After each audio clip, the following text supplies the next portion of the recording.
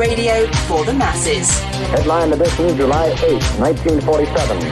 The Army Air Forces has announced that a flying disc has been found and is now in the possession of the Army. If the game is rigged, change the game. Game changer. I occasionally think how quickly our differences worldwide would vanish if we were facing an alien threat from outside this world. This is Fade to Black with your host, Jimmy Church, on the Game Changer Radio Network and KGRA, the Global Radio Alliance. I need your help to get to the year 1985. You're listening to Fade to Black with Jimmy Church on the Game Changer Network. Good evening. Fade to Black. Bespoke radio for the masses. Yeah, man. How you doing? How you doing? How you doing? Today is Wednesday, May 6th, 2020. 127 days into the new year, only 239 days left.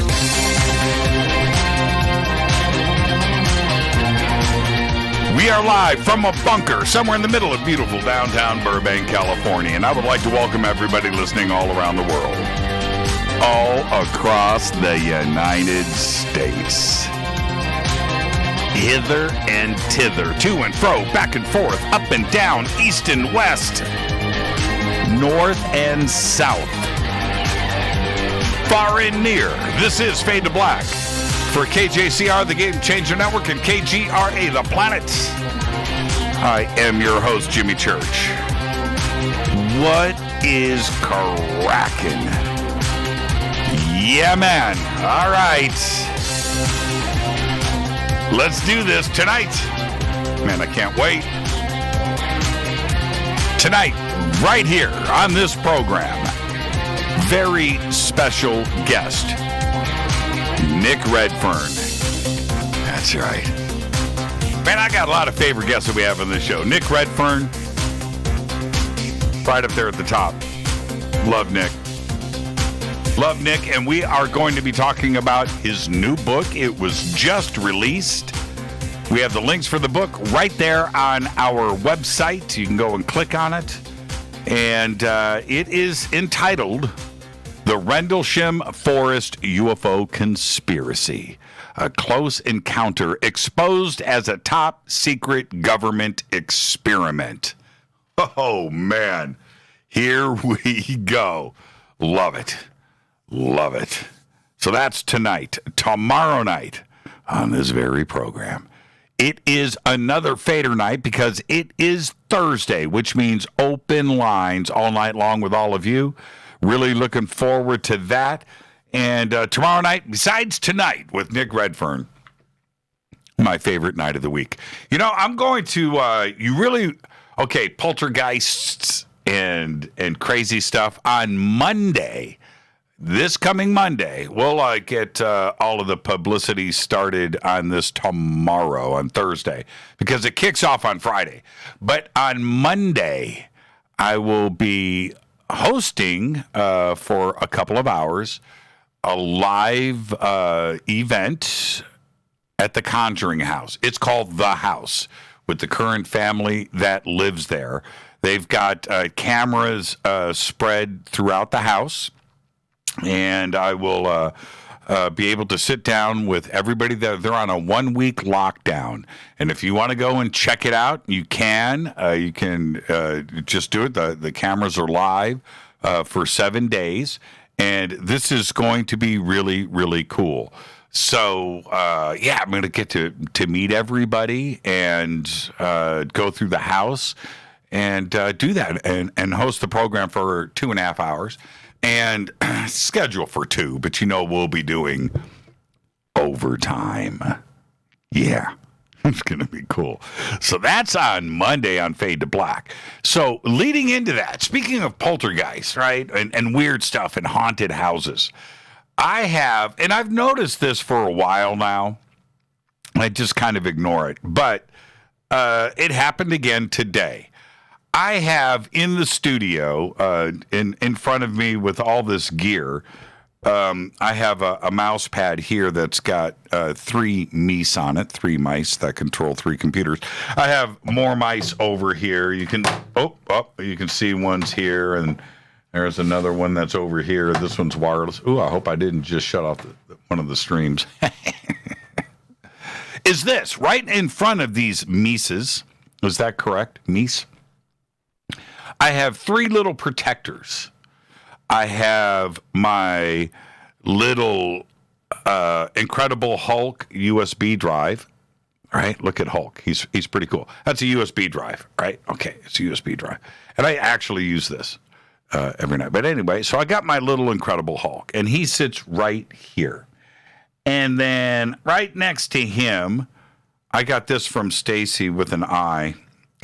My little Lego Bigfoot Sasquatch, and he's got a camera, right? He's a Lego, right? He's a little Lego dude. He's got a little stand, and he sits right here. And then in the middle of these two, I've got a little ninja warrior. Hi-ya! Right? Little ninja warrior. Hi-ya! Hi-ya! Hi-ya! Right? So these 3 guys sit right here. No big deal, right? Okay. They all stand up. They've all got big feet. They don't fall. And I come into the studio every day,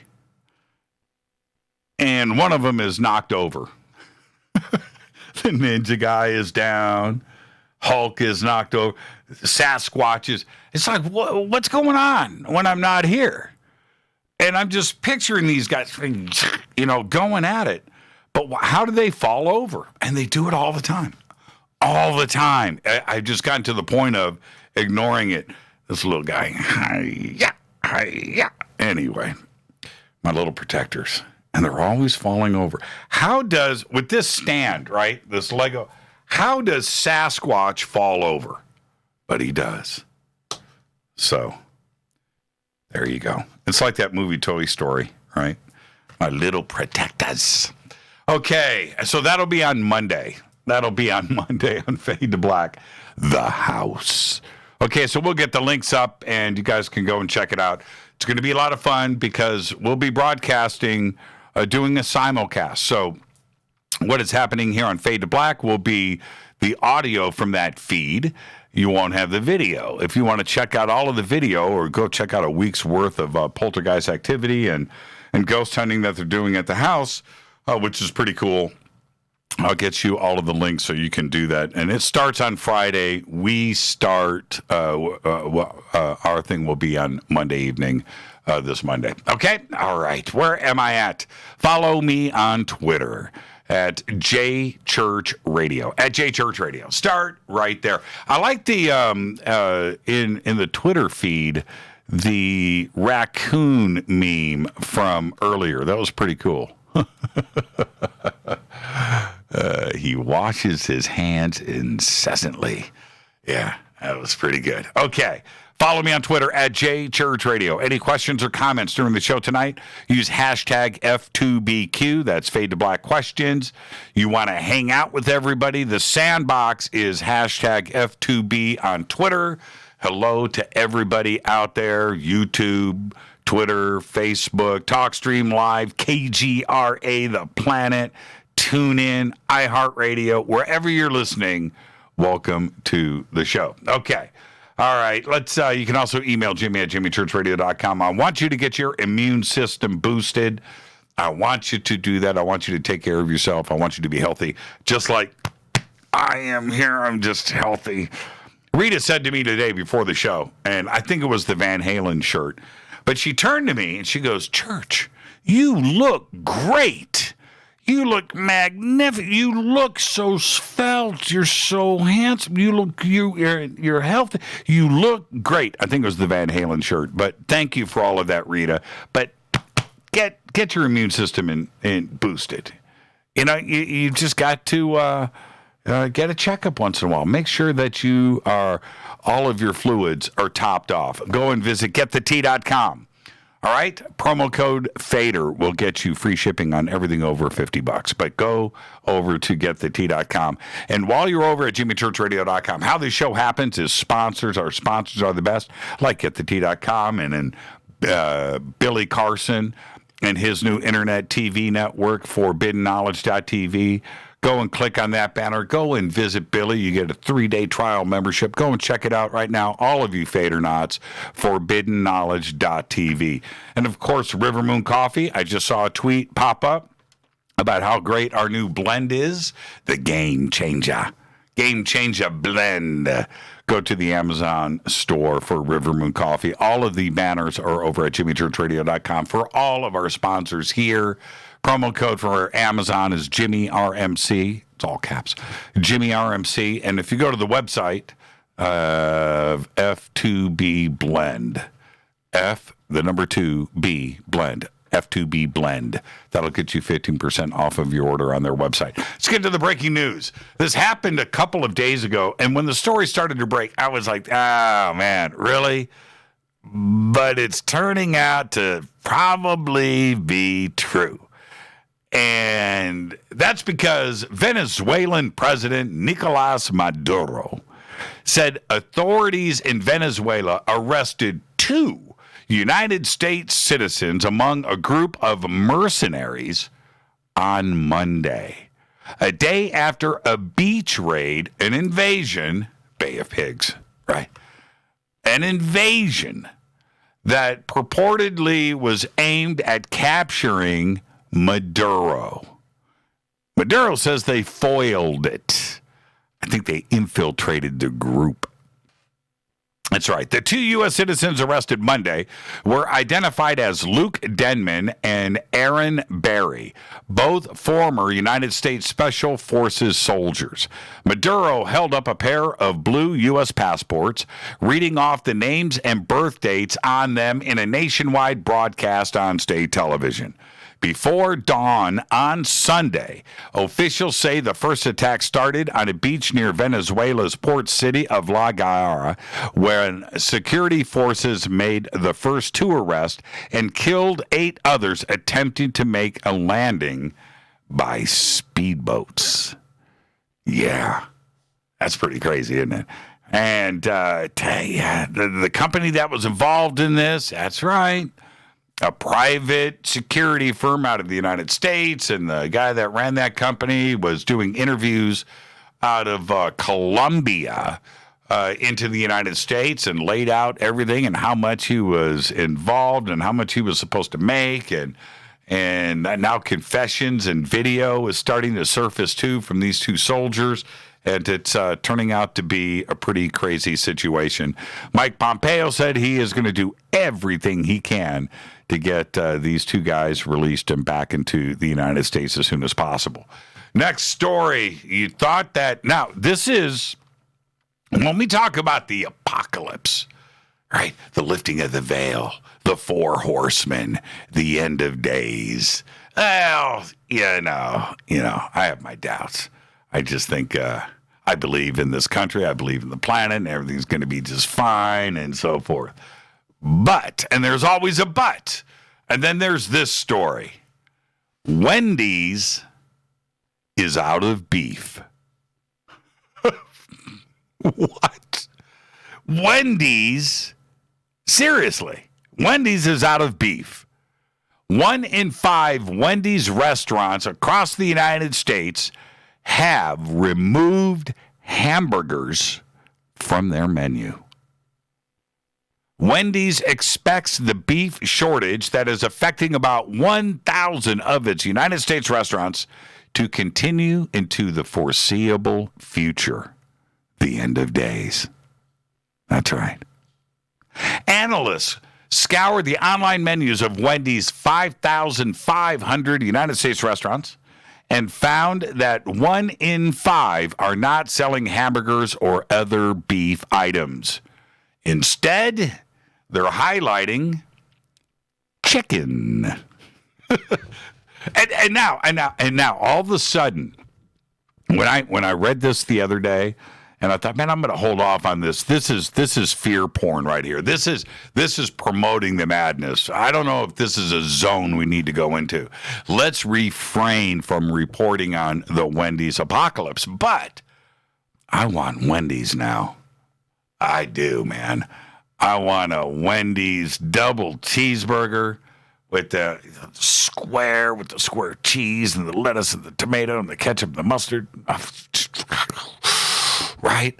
Wendy's fries, a Frosty, those Wendy's fries that you dip into the Frosty, and the chili with that Wendy's yellow butter-looking melted hot sauce thing that you pour. Oh, man, with onions on the cheese on the top. I just want Wendy's. I do. All right. Here we go. Another sign of the apocalypse has arrived. I'm reporting this to you as a public service announcement.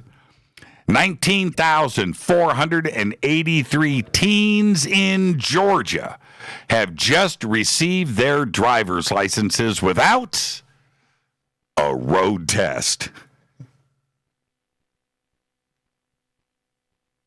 Seriously. Wisconsin announced this week that it will start doing the same thing for 16 and 17-year-olds starting on Monday. The Wisconsin Department of Transportation estimates that out of the 16,000 road test requests that have been on hold, its new program will allow 10,000 of those requests to be eligible for a driver's license with a waiver and no road test. Yep, that right there. Forget about what everybody else is saying. That right there is another reason to extend lockdowns. Keep those kids off the road. Yeah, man. Think about all those kids that are out there. I got to take my road test. I can't parallel park. Nobody's taught me how to parallel park. How am I going to parallel park? That kid has got a driver's license right now. Oh, man. Isn't that a rite of passage? Right? At your road to becoming an adult. One of those things is the stress of the driving test. I got a lot more to talk about tonight. One day, it'll be tomorrow night on Fade to Black. I want one of you Fader-Knots right here in Twitter to remind me to tell you what happened with my mom's car on the day of my driving test. That's right. It's a conspiracy, too. My dad doesn't even know. He's going to find out tomorrow. Live on this broadcast. All right. The StarWorks UFOs and Artificial Intelligence Conference in Laughlin, Nevada is November 5th through the 8th. I'm going to be there. Go and check out StarWorksUSA.com for tickets and info. The Disclosure Fest event right here in Los Angeles at the historic Los Angeles Park in downtown Los Angeles is now scheduled for August 8th. The new dates are up. You can go to disclosurefest.org for all of your information. Let's get the show cracking. Happy birthday to today. George Clooney is 59 years old. Bob Seger, 75 years old. Can you believe it? On this day in history, 1937, the airship Hindenburg, the largest dirigible ever built Zeppelin, and the pride of Nazi Germany, bursts into flames upon touching upon its mooring mast in Lakehurst, New Jersey, killing 36 passengers and all crew members. There you go. No, I think some crew members survived. Yeah, hit the ground. At least they did in the movie. Fader fact.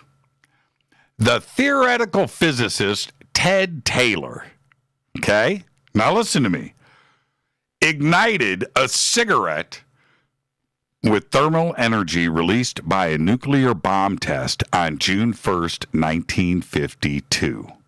This is a vetted Fader fact. Taylor used a mirror to focus the light from the detonation onto the tip of his Pall Mall straight.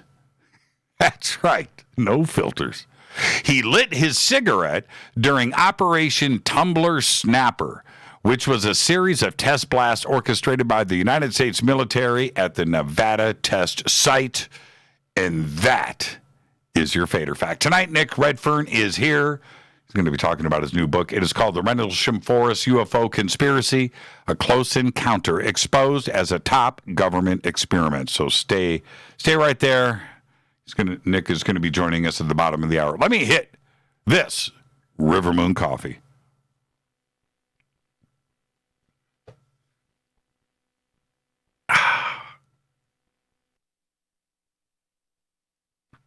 I just needed a moment. I did. Happy birthday, Bob. Bob Seger. What's your favorite Bob Seger song? I want to see right now on Twitter. He's got a zillion hits. Been doing it forever. What's your favorite Bob Seger song? Yeah. There you go. Well, okay. I popped it up in Twitter earlier today. NASA is getting ready to send its next Mars rover to the Red Planet later this year, and that mission will also carry Ingenuity, a brand new helicopter robot that will attempt to make history by becoming the first vehicle to perform a powered atmospheric flight on another planet. It's a big deal. NASA's Jet Propulsion Laboratory created a trailer to show you approximately what that flight could look like when it takes place sometime after the targeted February 18th, 2021 arrival date for the Mars 2020 mission. Okay? Now, we have posted the links for the Ingenuity video up in our Twitter feed for all of you to check out. And if you have it, pop it up there in Twitter for me so I can do a retweet. I want everybody to see it. Kevin Korber says Night Moves, Hollywood Nights, all of those are pretty good. Ingenuity may look like a simple dual-rotor drone, but it's actually a groundbreaking piece of engineering that is to overcome significant technical challenges in order to complete its mission of performing short-altitude hops on Mars. Now, that's the only goal here, to fly. And the 4-pound craft doesn't have any other instruments. Nothing. It's just a set of blades. And it's essentially a demonstrator that will set up the design and development of future aerial exploration craft to help us study Mars. Now, okay, I get all of that, right? Even flying the softball-sized main body of Ingenuity is an achievement, because flying on Mars requires much more lift than it does here on Earth due to the nature of the planet's atmosphere. Now, follow me on this. The helicopter's test flights are only going to last about 90 seconds each, and they're going to climb only to a height of about 16 feet in the air, right? Not even a 2-story building, right? Which is easy to do here on Earth. But 16 feet on Mars is equivalent to about 100,000 feet on Earth. So imagine flying a drone here on Earth up to 100,000 feet. Well, think about that, right? Okay. Now, NASA's Mars 2020 mission is currently scheduled to launch between July 17th and August 5th of this year, because that's that optimal window for making a trip to Mars, because you can only do this every 2 years, and that is due to the orbits of around the sun of Mars and Earth, and it's when we are closest, and we've just got to do it then. Which brings up a few questions. First, why doesn't their drone have an HD video camera mounted on a gimbal? How shouldn't this have been the first, if not the only consideration in its test design? This is the only reason to have a drone of any kind in the first place. No video means no drone. It means it's useless. Would you buy a drone today at any price without a camera? You wouldn't. Now, listen, NASA, you can test this thing all you want to make sure you can build something bigger and better in the future. I get that. But not having HD video on board just doesn't make any sense. It doesn't. I don't know how it got past this phase, but it did. Next, and in a strange way, this may be more important than the video, but they kind of go together, which is this. We all know about the slow-moving rovers on Mars. In fact, we're tired of them. But NASA has something, places that just don't seem to matter, right? They don't go where the water is. They don't go where the ice is.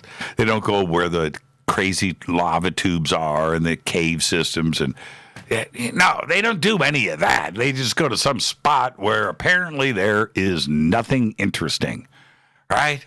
Why not deliver the ingenuity to a location that has ice? Why not do that? Water and a cave system.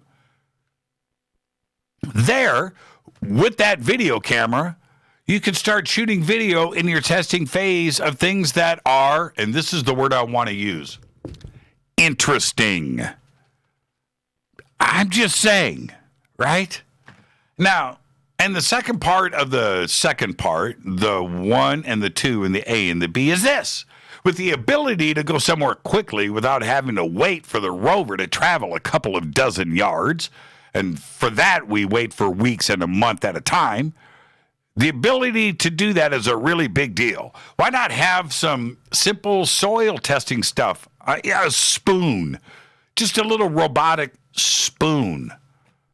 Drone technology today is so advanced and stable. That's the thing. Even the most inexpensive stuff out there is really cool, and it does things. I've got a cheap drone over here that's got a friggin' Nerf cannon on it. Right? It's got a Nerf cannon on it. You can have a little robotic, a little spoon. You can go back to the rover, drop the dirt off that you just retrieved from 45 seconds away of flight at 16 feet. Think about that. I'm just saying. Man, I'm not sure why we aren't seeing something more advanced from a private drone company that was developed for this first flight on the red planet. I'm just saying. And it's just like, once again, and I know it's cool, but we're going to see this is the deal. Think about this. We're going to see pictures of the drone. Are we going to see video of the drone flying, or are we just going to see pictures? We don't got HD video footage from could you imagine how cool that would be? The drone flying around the rover in HD. Duh! I don't get it, man. I just don't get NASA. This is Fade to Black. I'm your host, Jimmy Church. Tonight, Nick Redfern is here. We're going to be talking about his new book, The Rendlesham Forest UFO Conspiracy. A close encounter exposed as a top secret government experiment. Stay right there. We'll be right back with Nick Redfern. I'm your host, Jimmy Church. Follow me on Twitter at JChurchRadio. Email is jimmy@jimmychurchradio.com. That's right, on the Game Changer Network and KGRA, The Planet. Stay with us. We'll be right back.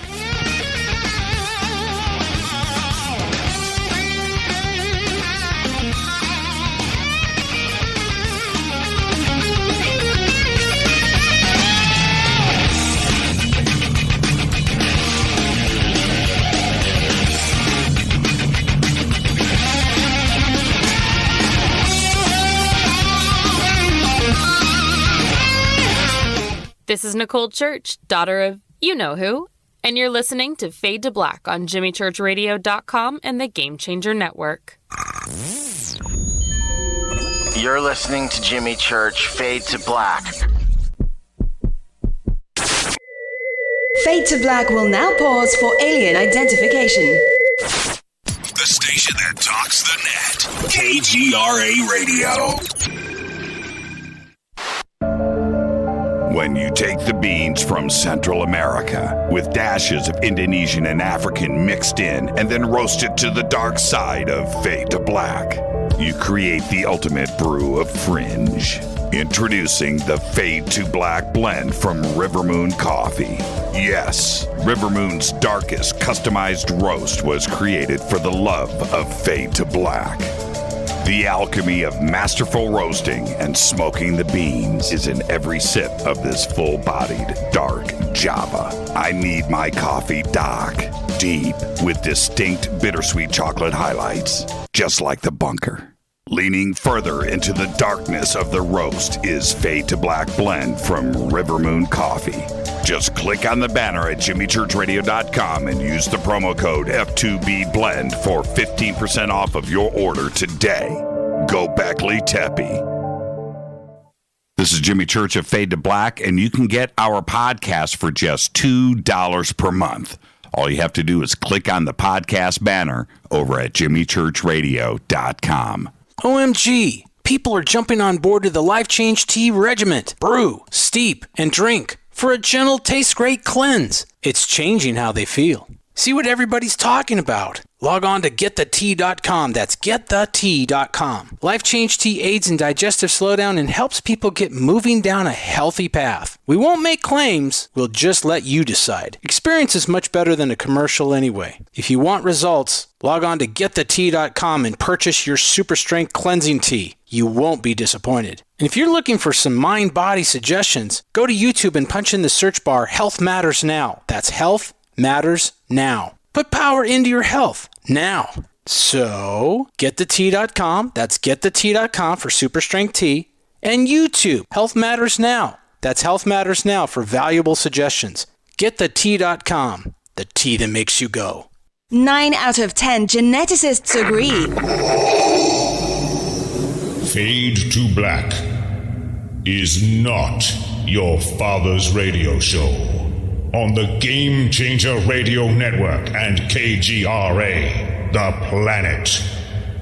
Hi, this is Rob Reiner from Anvil, and you're listening to JimmyChurchRadio.com. What's up? I'm Chris. What up? This is Kyle Massey, and you're listening to Jimmy Church Radio.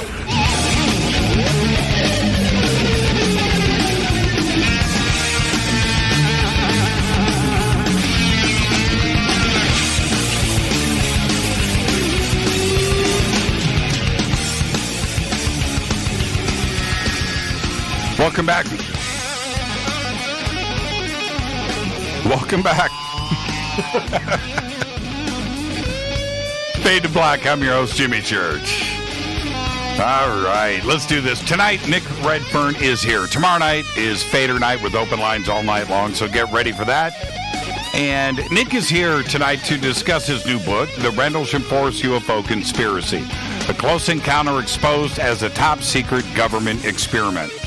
Nick works full-time as an author. He's a lecturer, journalist. He writes about a wide range of unsolved mysteries, including Bigfoot, UFOs, Loch Ness, aliens, government conspiracies. His books include For Nobody's Eyes Only, Monster Files, The World's Weirdest Places, The Pyramids and the Pentagon, Keep Out, The Real Men in Black, The NASA Conspiracies, Contactees, and Memoirs of a Monster Hunter. He writes for UFO Magazine and Mysterious Universe, where I go and plagiarize my best material. I want to thank Nick in advance for that. Nick has appeared on numerous television shows, including Fox News, the History Channel's Ancient Aliens, Monster Quest, and UFO Hunters, VH1's Legend Hunters, National Geographic Channel's The Truth About UFOs and Paranatural, and BBC's Out of This World, MSNBC's Countdown, and SyFy Channel's Proof Positive. And I would like to welcome back to Fade to Black our friend, Nick Redfern. Nick, good evening, man. How are you tonight? Hey, Jimmy. I'm doing good, thanks. How's it going? Well, things are good over here, as good as to be expected, and we don't even need to go there. You and I both know we're just going to ride this thing out, whatever it is. So, oh, man. So aside from that, Nick, I am going to go right here. I consider you a pretty low-key guy. Your dress code suggests otherwise, but you are a pretty low-key guy, right? You're very prolific. You write a lot. You get it out there, but you're not out there tipping over cars and throwing trash cans through windows. That's not what you do. Maybe, but that's not what you do. But you must be enjoying somewhat, kicking back and enjoying the controversy that is starting to surround this book. What is that like for you? Well, I think most of the books that I write to a degree, are controversial. But as you said in the introduction, most of what I do is sort of surrounded by UFOs, Bigfoot, Loch Ness Monster, Chupacabra, Men in Black, Shadow People, Black-Eyed Children, sort of the paranormal side of things. I'm not really someone who, delves deep into the world of conspiracies, that kind of thing. I'm sort of more into the paranormal, UFOs, cryptozoology. The fun stuff. The fun stuff. Yeah, exactly. And, I think, like I said, to varying degrees, it provokes controversy, but, I'm fine with that. I mean, the way I look at it is that when we're investigating these things, and if things turn up that happen to be highly controversial, well, let's debate it, let's look into it. And what I try and do is to, find the evidence, the facts, the data, rather than focus on the I want to believe aspect, because that doesn't help anybody. I feel that it's important to present what I've found, regardless of whether people, feel that I've got the right theory for Rendlesham or Bigfoot or whatever. I think it's important that we get the data out there rather than just tell people what they want to hear. There's far too much of that within these fields already, a situation where people sort of carefully and calculatedly decide to write this book or that book because they think, it's going to sell more copies. Well, my view is just go where the evidence is, and if people like it, people don't like it, that doesn't have an impact on how I go about my research or writing. I present it for people to see, and if they like it, that's great. If they don't, well, that's how it goes, Well, see, you're a professional author, a professional journalist. This is your gig. Some books are going to take off and run, some aren't. Some articles, you can write the most brilliant piece in the history of Nick Redfern on your blog and kick back and go, that felt pretty good. And nobody reads it. Right? Some things, and there's other things that you have probably written and thought, well, okay, whatever. And suddenly that takes off. But you do it enough to know that if this is the way things are, you're not going to concern yourself over the selling or the numbers of things. If it happens, great. If it doesn't, well, you're going to be doing something else next month anyway. You've got another project that you're currently working on. It's just what a professional journalist does, right?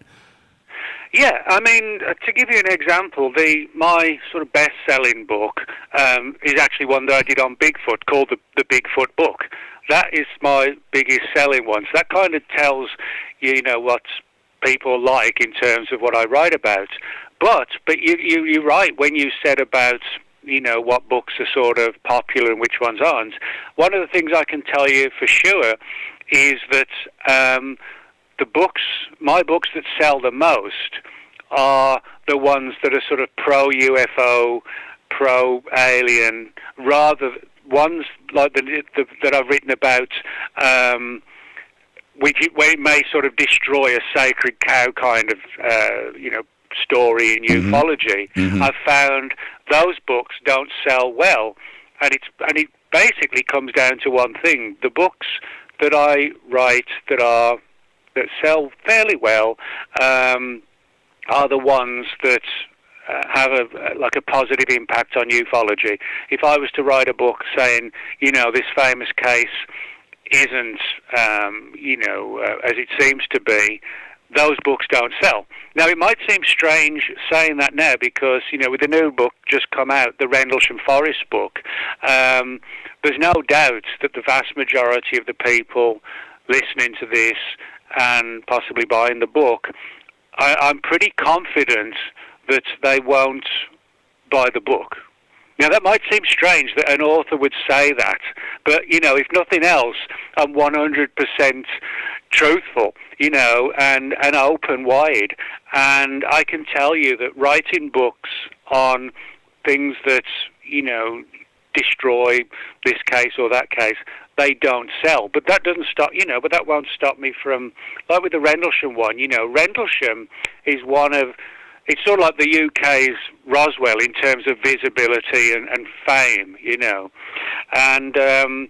and the new book looks at the angle of Rendlesham being not a UFO event, but being a secret experiment using holograms and to try and determine how people could be fooled on the battlefield, that kind of thing. Now, a lot of people might sort of say, how dare Nick do that, and a lot of people, I'm sure, will not buy the book because, I'm not saying what they want to hear. But, I mean, what am I supposed to do? Just lie and just tell stories that people want to hear? That's not my approach. And if people like the book and they don't like the book, well, like I said earlier, that's how it goes. And but I'm not going to change my approach, to try and sell more books or whatever. I mean, if you do that, you're compromising your own ethics to start with. 100%. If you start writing books because you're concerned about numbers and you want to change who you are, that's like, you and I always go to the music analogy, right? But if you're a band that's writing songs for an album because you want to sell albums, then you're not an artist or a painter or anything else. That's not how it works. But I actually want to Oh, go ahead. You have something? I was going to say, on the music angle, as you know, my favorite band is the Ramones. But the Ramones made some of the most classic music, but they were never big sellers. They remained like a cult type band, throughout their entire career. But they didn't sort of change their ways, They it was still bowl haircuts and leather jackets from the start to the end, And that's how I kind of make that analogy, is that if you're going to write about controversial things like UFOs, Bigfoot, aliens, etc., you should just go where your heart takes you in terms of what you're looking for and looking for answers, and don't try and make the answers fit in. Just go where it takes you, and if it's sort of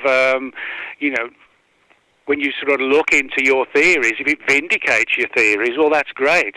If, however, when you start to look into it, you think, holy hell, this is starting to go down a path I didn't think it was going to go down, that shouldn't stop you from going into that angle. Is that what happened? The worst thing you can do is hide the truth. Right.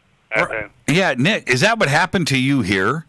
Did you start to write just another Rendlesham book? It scares me to say those words, but as you were doing the research, is that when you started to change directions? Well, this one was slightly different because over the years I have sort of got snippets of information, probably going back to the late 90s, in relation to the idea that Rendlesham Forest was not the landing of a UFO, but it was a secret experiment using hallucinogens and holograms. And the purpose being, you have the guys in the woods and you watch their reaction as to how they respond. So in other words, you can gauge from experiments like this how troops on the battlefield might react when faced with like a sophisticated holographic image. It may cause havoc on the battlefield, not realizing that what's in front of them isn't real. So that's kind of the theme of it. And over the years, and particularly within this sort of Rendlesham Forest people, if you like, in the UK, the researchers in the UK, these stories of sort of holograms and mind-altering technologies and creating sort of ruses as a means to, determine how the human mind can be altered and changed. And so over the years, I collected a lot of these stories and sort of followed, the snippets of data, tracked a few people down, and it was last year when I felt I'd got enough material to put something together that would essentially present the alternative scene to the conventional scene. The conventional scene, aliens came down. The unconventional but equally controversial aspect is the secret experiments. And I have to say that having done a lot of research into this, I do feel that Rendlesham was a series of highly sophisticated experiments, and I should stress, I don't take any sort of pleasure in knocking down one of the pillars of ufology. I do so because that's where the data has taken me. It really is that simple, and I think I would hope that people would look at the book through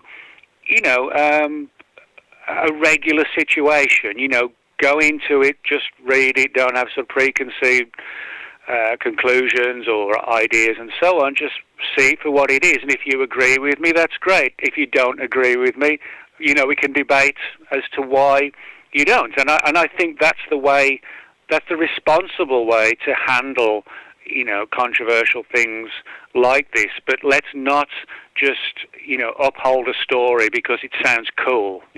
Well, okay, I'm just going to put it straight out there. I have always said that the one case out of so many that are out there, at the top of the list, the most important is Rendlesham. And the reason why is the witnesses are still here with us. This isn't Roswell. This isn't something else that is now part of urban legend and has become myth. It's something else out there because we don't have anybody firsthand. That's not the case with Rendlesham. This is a modern era situation where we have witnesses that we can still go and talk to, both in the government and out and so forth. There's that aspect of it. And I think, and I've had everybody from Rendlesham on this program one time or another. But the flip side of it is that I think all of them except Nick, that they honestly don't know, well, most, I should say, honestly don't know what happened in the forest that night. I truly believe that. And all of their experiences are turning out so many years later to be different and singular. You went, and I've read all the books, I've interviewed everybody on Rendlesham, and you chose to write, I don't know, maybe you can tell me the number, it's probably the first 20 or 40 pages of the book, a refresher course on what Rendlesham was. And when I read that, I actually learned a few things that I didn't know previously, and I was also reminded of a few things that kind of get lost in the mix about Rendlesham over the years. When you decided to do that at the beginning of the book, which you didn't have to do, did you find yourself remembering things about Rendlesham or learning new things on a case that's been out there for 40 years? Well, one of the things that I think is important to make note of when you're talking about Rendlesham Forest, the case, and the location as well, people, I think, who, through no fault of their own, if you haven't been to the UK and you haven't seen Rendlesham Forest, you might have an image of just, let's say, just this creepy old forest, in little old England, that kind of thing. But the reality is, and this is where it gets important, is that Rendlesham Forest, going back to the 1930s, has been an absolute hotbed for top-secret military experimentation. Now, that's not rumour or anything like that. For example, in the early 1930s, the British government set up a committee called the Tizard Committee, and it was one of the first top-secret committees set up to look into the early technologies surrounding radar. And in the Second World War, there were rumours of German troops invading just off the east coast of England, near a little village called Shingle Street. And the rumours that some sort of weird technology was used to quite literally set all these German soldiers on fire as they came on the beach. There's also another radar program in the 50s and 60s, top secret, called Cobra Mist, which was like a major part of the defensive situation in the UK. And also people working for Marconi were working there as well. Now, to put this in perspective for you, the Tizard Committee radar program, the Cobra Mist, Shingle Street, and this sort of mysterious deaths of all these German troops, all of this all occurred less than 10 miles outside of Rendlesham Forest, all of those top secret programs that I just mentioned. So, in other words, when you look at it from that perspective, Rendlesham Forest is not just any old forest, you know, in the middle of nowhere. It sits quite literally around sort of a circular situation where just about everywhere has sort of been tied in with classified military programs. And my argument is, given that we've had classified radar projects from the 30s to the 50s, we had the Cobra Mist in the 60s, Marconi in the 80s, all working in and out of that area. My view is, well, if all those top secret programs were initiated in Rendlesham Forest from the 30s to the 70s, well, why should it not be the case that this is just yet another top secret experiment undertaken in and around Rendlesham Forest? And as I said, you know, the stark reality is all of those official secret programs were quite literally no more than sort of 7 or 8 miles from the forest. A lot of people don't realise that there's this sort of long-standing history of cover-ups and advanced technologies, etc., being used there. And I think that to get the story going, that is one of the most important parts of the story, I think. Now, did you go back and, for this book, did you go back and listen to the Halt tape? Yes, yeah. And what do you... I listened to the Halt tape not recently. I listened to it when there was no such thing as audio on the internet. Right? I'm talking about 1995. And somehow these audio files showed up on the net, and I figured out a way to play them back. Today we take that stuff for granted, I realize, but back then it was a rarefied moment to have that happen. And to have this kind of evidence out there when it came to the UFO situation, I'm talking about, you know, military, a colonel, a military base. It was pretty fascinating stuff. When you go back and listen to that tape today, knowing the historical perspective that is behind it, what went through your mind? Oh, well, for me, I think the Halt tape is one of the most important parts of the story because, I mean, if you think about it, it's almost unique. In fact, it may be 100% unique that, you know, I can't really think of another sort of profound UFO case where it was actually, you know, sort of collected, so to speak, on audio. You know, we've actually got the guys talking in December 1918. You can listen it now 40 years later. That's almost unique. Yep. You know, Yep. As I said, I can't think of another case that falls into that sort of important category. And one of the important things I need to stress when it comes to, you know, the guys in the woods and the tape and the audio and everything they're saying, you know, I point out in the book, you know, I'm not saying that any of the guys were sort of, you know, fabricating or anything like that, or, you know, were saying it was a UFO when they knew it wasn't. My view, and as I point this out in the book, is that they were essentially guinea pigs. They did not know what was going on. They were being sort of used in this highly advanced holographic type experiment, and none of them were sort of aware in the slightest of what the situation that they were being plunged into. In other words, as I said, they were the guinea pigs. They were not part of the program. They weren't knowingly going into this situation, in other words. So that's important to note. They weren't part of the operation. They were the victims of the operation. Now, what about we're going to go into this much deeper after the break, but we bring up Colonel Holt, the deputy base commander, all the time. But if this was a government experiment, wouldn't the base commander be aware? Well, the important thing to note is that it's kind of a weird situation, because what you have, excuse me,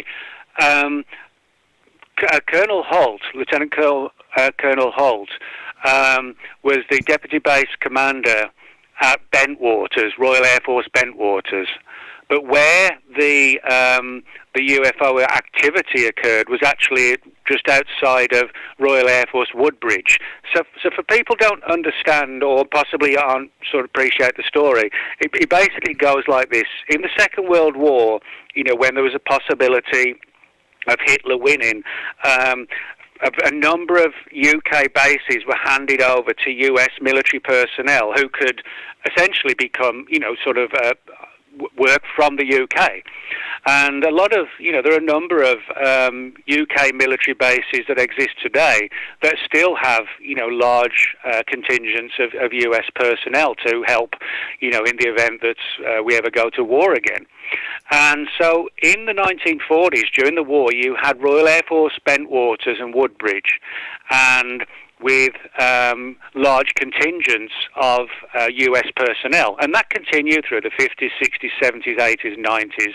And now they're not, they're closed down now, at least as far as, as they're seen. So the important thing is we had Colonel Holt based at Royal Air Force Bentwaters, but the event occurred at Royal Air Force Woodbridge, actually outside of the bases themselves and inside Rendlesham Forest, because Rendlesham Forest is public land. Anybody can walk through Rendlesham Forest. It's not closed off, and open and just used by the military. The Woodbridge and Bentwaters, obviously when they were in use, there was fences and security guards, etc., etc. So, in other words, we're in a situation where you've got US personnel originally on UK bases, but the event actually having occurred outside of the base. So, there's a lot of complexities in relation to who knew what was going on and who may have known, Let's take our break right here, Nick, and we'll continue when we come back after this short break.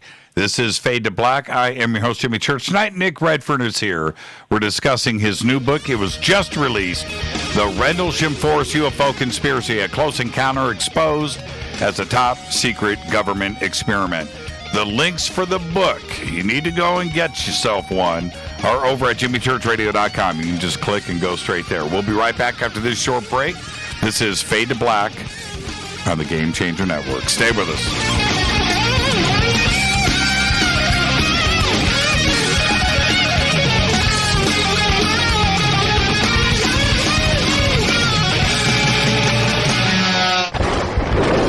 This is Fade to Black with Jimmy Church on the Game Changer Radio Network and KGRA, the Global Radio Alliance. This is KGRA Digital Broadcasting Station, Salt Lake City, Utah, Van Buren, Arkansas. Hello, my name is Billy Carson, and I am a best-selling author and the founder of ForbiddenKnowledge.tv. Together with my team, we have built an all-new conscious streaming TV platform designed with every family member in mind. If you have ever wanted to travel the world and attend lectures and workshops from your favorite speakers but weren't able to, look no further. forbiddenknowledge.tv. There are dozens of workshops and lectures from speakers you know and love. We have also included amazing categories to assure that your consciousness is entertained and elevating on a daily basis. Amazing interviews, ancient history, ascension knowledge, wisdom teachings, documentaries, conspiracies, mysteries, health and fitness, conscious cooking, meditations, finance, yoga, and so much more. To start your free trial on any mobile device or computer, surf to forbiddenknowledge.tv. That's Forbidden Knowledge with the number 4, forbiddenknowledge.tv. Again, visit forbiddenknowledge.tv today. Introducing the new Surfer Music app. Listen, fade or not, you know I love my music. This is my go-to for all things notes. The Surfer app is a brand new concept in music listening. Surfer is free, providing unlimited access to thousands of live streaming radio stations. Surfer is an exciting, interactive listening experience. Discovery and surprise are built right in. Surfer is your destination to discover and rediscover great live streaming music. It features high-quality audio streams, free access to music from thousands of live streaming radio stations, unlimited listening, unlimited skipping. You get a music visualizer, and you can also select your favorite channels. Get it at the Apple App Store or Google Play. Just search Surfer Music or click on the Surfer banner at jimmychurchradio.com. Go back, Lee Tappy. Okay, nurse, let's get this man to the ER stat. Right away, doctor. We see this every day. Heart attack or angina pain due to blocked and clogged arteries. Chelation can remove obstructions or blockages from arteries and help avoid painful and expensive surgery. Now there's Angioprim. It's a liquid oral chelation product that you take with juice. You start to feel the results fast. Angioprim increases blood flow all over the body, and that means more energy and strength to take on the day with less aches and pains. 60 years of research has gone into chelation, and Angioprim is the result. A safe and easy way to unblock your veins and arteries from buildup that slow circulation. Paging Dr. Jones. Please report to the emergency room right away. Log on now to angioprim.com. That's ANGIOPRIM.com. Or to speak with a trained consultant. Give Angioprim a call at 954-882-7221. That's 954-882-7221. Hello, I'm Katie, and you're listening to my main man, Jimmy Church, on jimmychurchradio.com.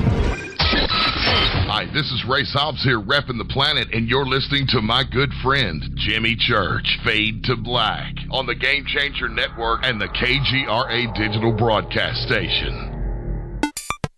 This is Toby Kebbell. You're listening to jimmychurchradio.com. Don't hurt me, Jimmy. I'm only little. Hey, I'm Adrian Grenier. And this is Ari Gold. We're the Honey Brothers. We're of the Honey Brothers. Hey, I'm Adrian Grenier. And I'm Ari Gold. We're the Honey Brothers. And you're listening to Jimmy Church. The Revolution. This is Jimmy Church of Fade to Black, and you can become an official Fadernaut by just going to our membership section at jimmychurchradio.com. Hello, this is Serena Wright Taylor from Conscious Life Expo, and you're listening to Fade to Black with Jimmy Church, who holds the Lucky Pony record for the best astrological chart since 1963. True story. This is Micah Hanks of the Gralien Report, and you're listening to Jimmy Church on Fade to Black, across the globe on the Game Changer Radio Network and the one and only KGRA Radio, The Planet.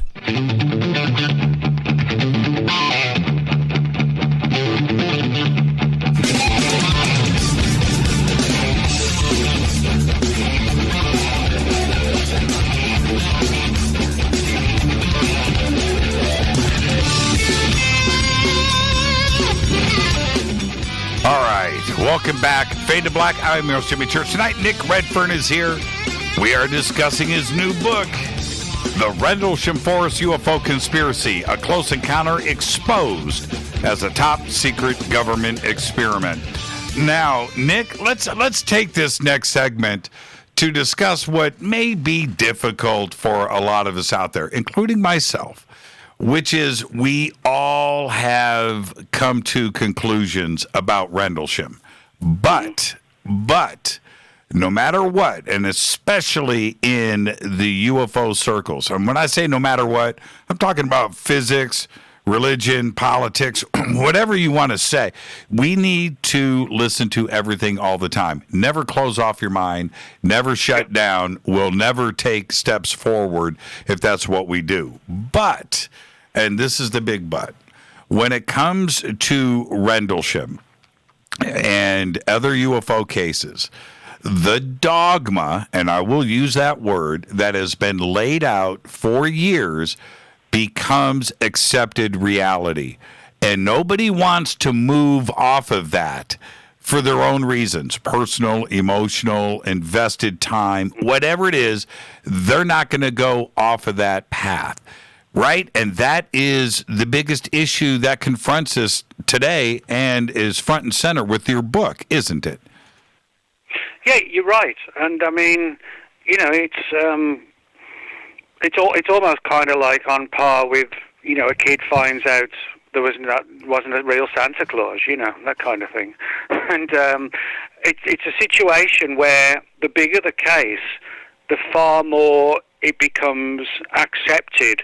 And I think one of the main reasons why it becomes accepted is because it vindicates in the minds of many the research they've been doing. You know, that's if you've got some, you know, old guy in ufology who's 85 years old, you know, and he's been doing research for 60 years, it's hard for somebody like that to give up on the one case that they devoted their lives to, you know. And so, but you're right, you know, when you have a story or an event which has been researched and the subject of numerous books, and just about everybody is saying it was extraterrestrial, it is very difficult for a lot of people to walk away and accept a new theory which actually doesn't support the UFO angle. And you know, there's no doubt from the, you know, the debates I've already had about the book that it's quite clear from, you know, some of the debates we've had that the issues that are being brought up sort of against me are emotional issues rather than, you know, sort of data-based. You know, it's Nick's full of crap, that kind of thing, you know. He likes punk music and all this bit, you know.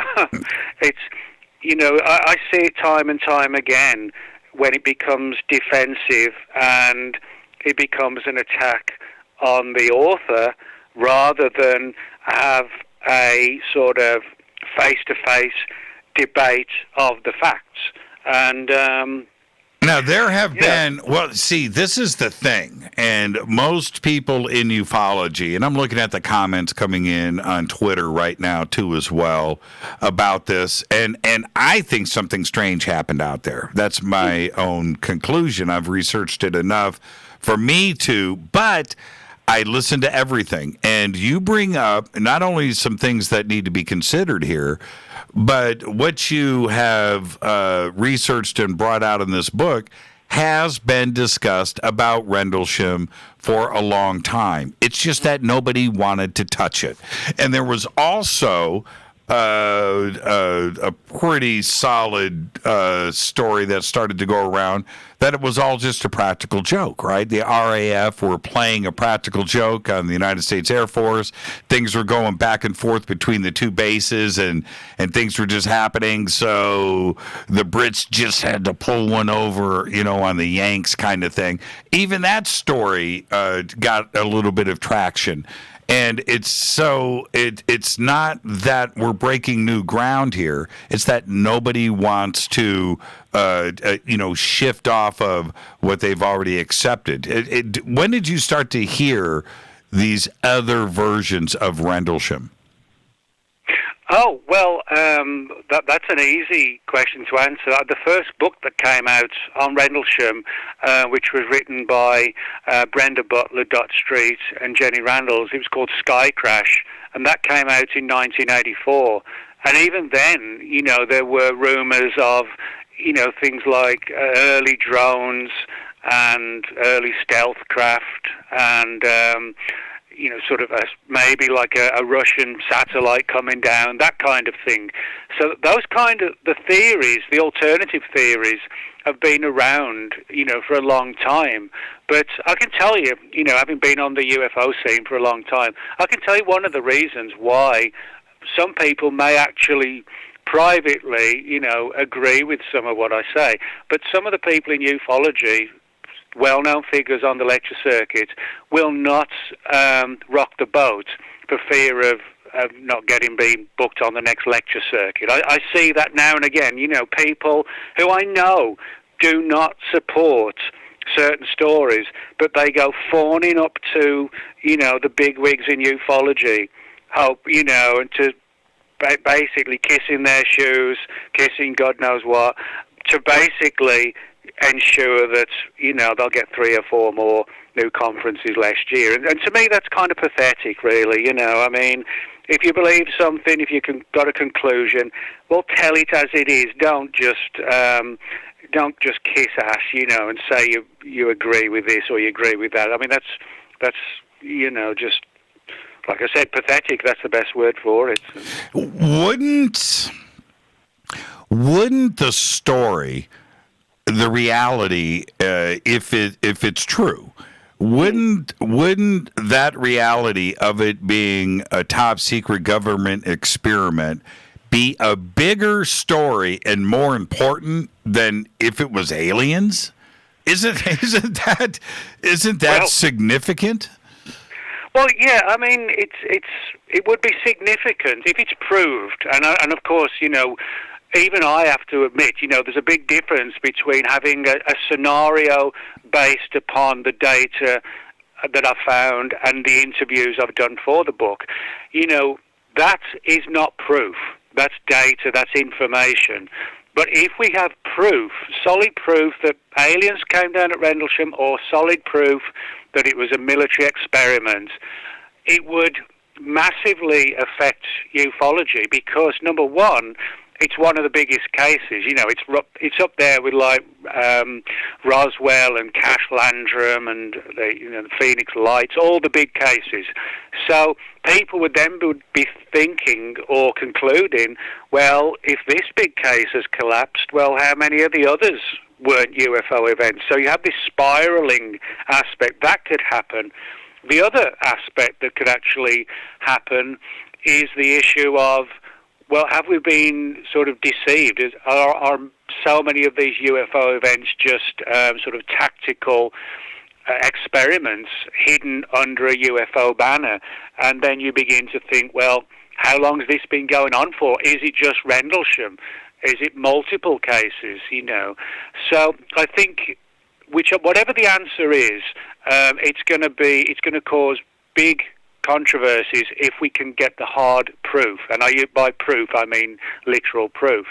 What I would also say is that you're right. When you said, would it be more controversial than aliens? I would probably say it would be on an equal par. I mean, if it was proved that aliens did come down in Rendlesham Forest 40 years ago, that would be amazing. And even I would be really, really pleased if it was, because it would vindicate everything that we're doing. That's right. But what I would say is, the idea of a top-secret experiment using sophisticated holograms and in a situation where the men out there really believed they were seeing something extraterrestrial when it was actually, sort of projected phenomena, in many respects, that would be more controversial. And the reason why it'd be more controversial would be because of success of the experiment worked. It was so successful, that it actually put so many people, military personnel, in a situation where they really believed they were seeing something extraterrestrial. That in itself would be a powerful tool on the battlefield. You go into war and you have this technology which, the enemy sees something coming towards them which may not be the real deal, and it's, potentially stuns them, and chaos breaks out.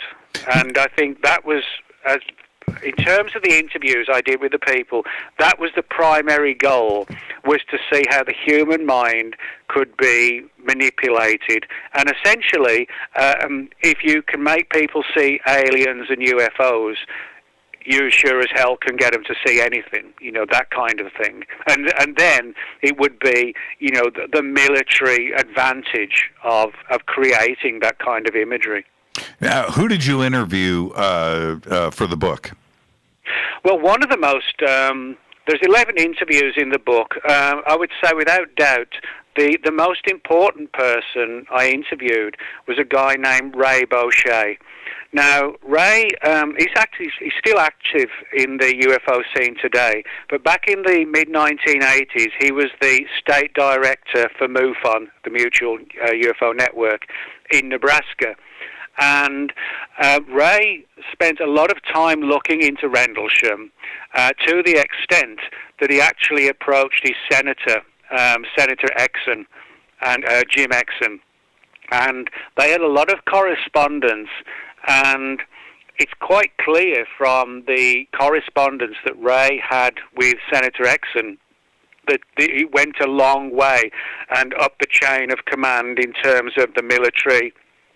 And Ray found himself in this very strange, weird situation where it seemed that somebody was watching him, and there was concerns as to what he'd found. And bear in mind, this was 1985, and he really dug deeply into the whole Rendlesham thing and pursued it with Senator Exon. And Ray actually quite generously allowed me to use some of that correspondence in the book. And but in 1991 there was another development with Ray, and he was approached by two of the guys who actually worked on the hologram program. And bear in mind as well that, when you talk about the credibility of people, Ray's not just a former MUFON director. He's actually also a working priest. He's an Anglican priest, and he met with two of the men working on the program who told him that yes, Rendlesham did take place.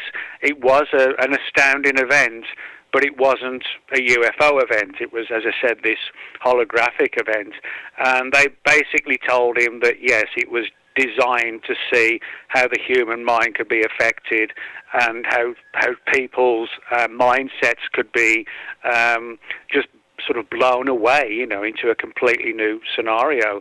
And he told me, the exact hotel where they had the meeting and how they warned him, if you get too close to this kind of stuff, you're going to be in a world of trouble. That was actually the words they used, a world of trouble. And so Ray, without doubt, was one of the most important people I interviewed because, he was able to actually penetrate, to a degree at least, the secrecy. And, to the extent where, part of the story at least came out. And there's very few people who've actually, been able to penetrate that part of the story. Now, how do you overcome the physical aspects of Rendlesham as opposed to holograms, which are things that are not physical? And I'm referring to directly with John Burroughs and Peniston when they were on just above the craft on that little they got a little hill they're on, little rise depression, and they're both laying down. And John said on this program, anytime I've talked to him about this, in person to person too, where he looked up over the ridge and saw the physical craft sitting there, and he couldn't believe what he was seeing. Now, there's the other reports of Jim Peniston actually physically touching the craft. Well, how do we overcome that if it's a hologram? Well, that's a good point, and I sort of talk about that in the book. I actually point out, or describe, I should say, Peniston and Burroughs in the book as being two of the most important figures within the whole story.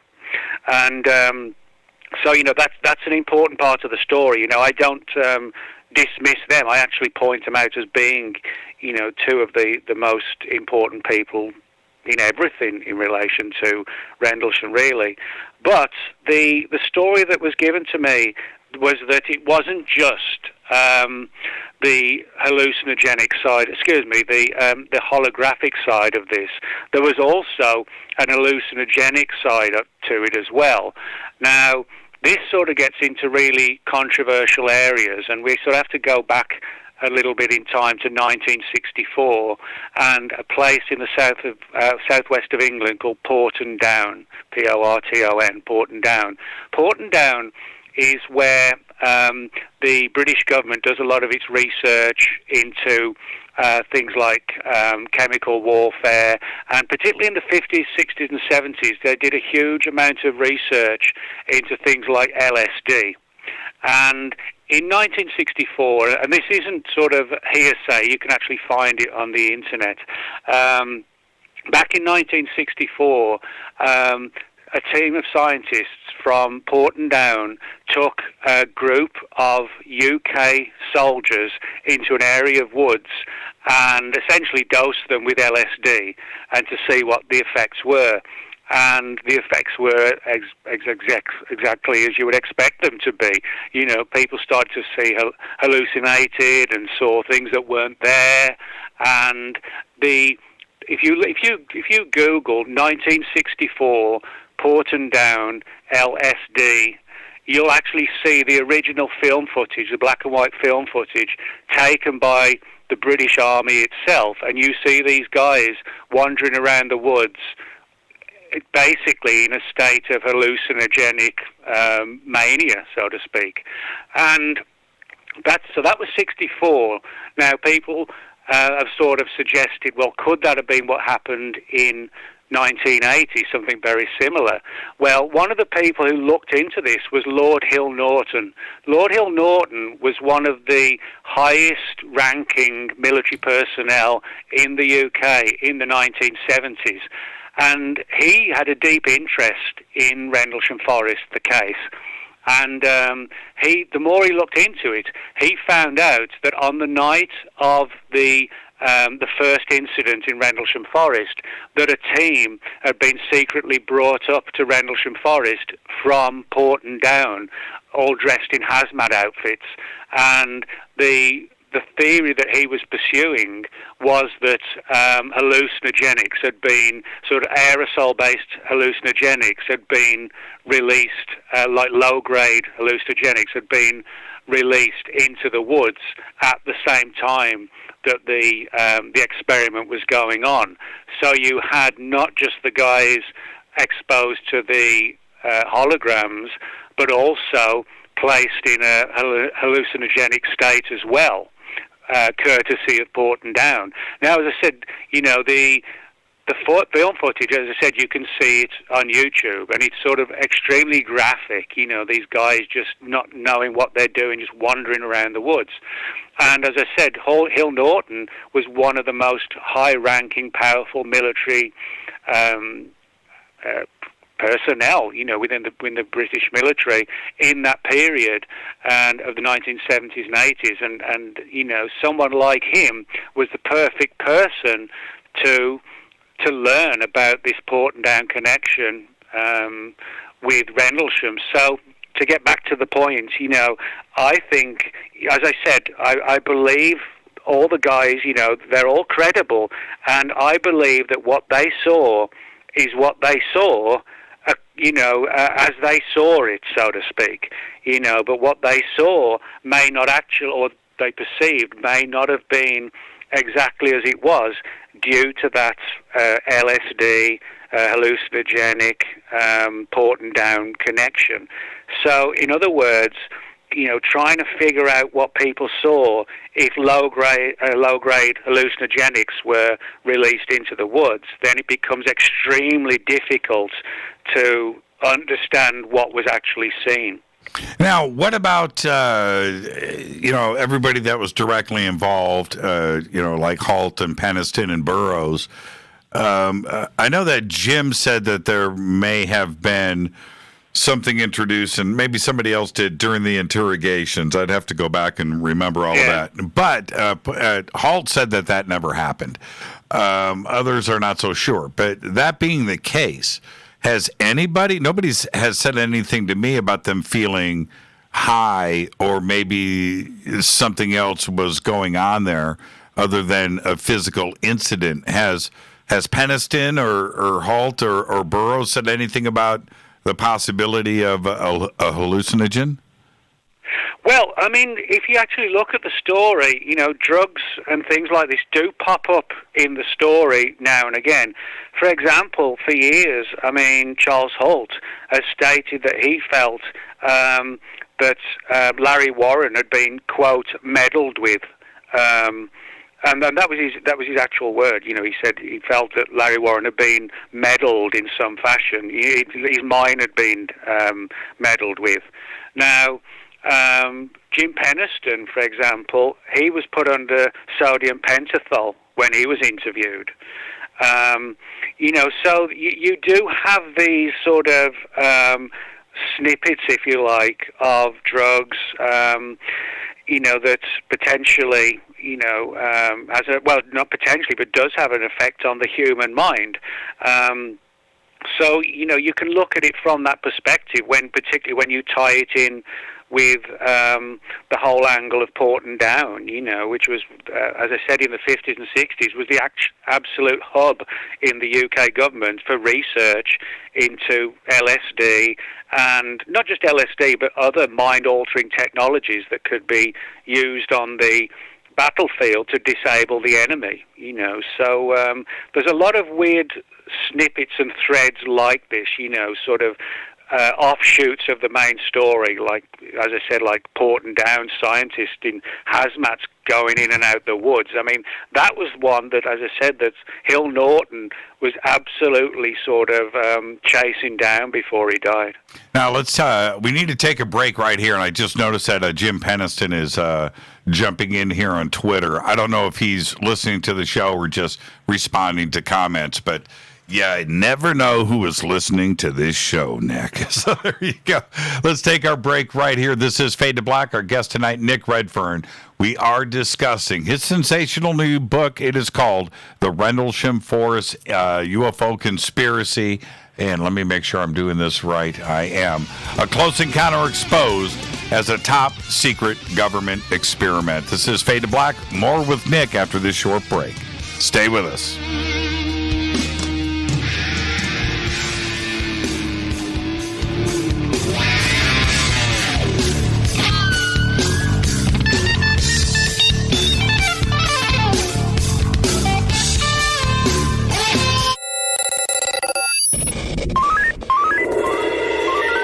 Way out here, we listen to Jimmy Church. You're listening to Fade to Black. Always on the edge of the hottest alternative talk. Jimmy Church with Fade to Black. KGRARadio.com. ¿Qué tal, mis amigos? Yo soy Mario Carson, el tiburón, y los invito para que escuchen a mi buen amigo Jimmy Church Radio. ¡Claro que sí! Do you want to be an official Fadernaut? Of course you do. This is Jimmy Church of Fade to Black. Just go to our membership section at jimmychurchradio.com. Introducing the new Surfer Music app. Listen, Fadernauts, you know I love my music. This is my go-to for all things notes. The Surfer app is a brand new concept in music listening. Surfer is free, providing unlimited access to thousands of live streaming radio stations. Surfer is an exciting, interactive listening experience. Discovery and surprise are built right in.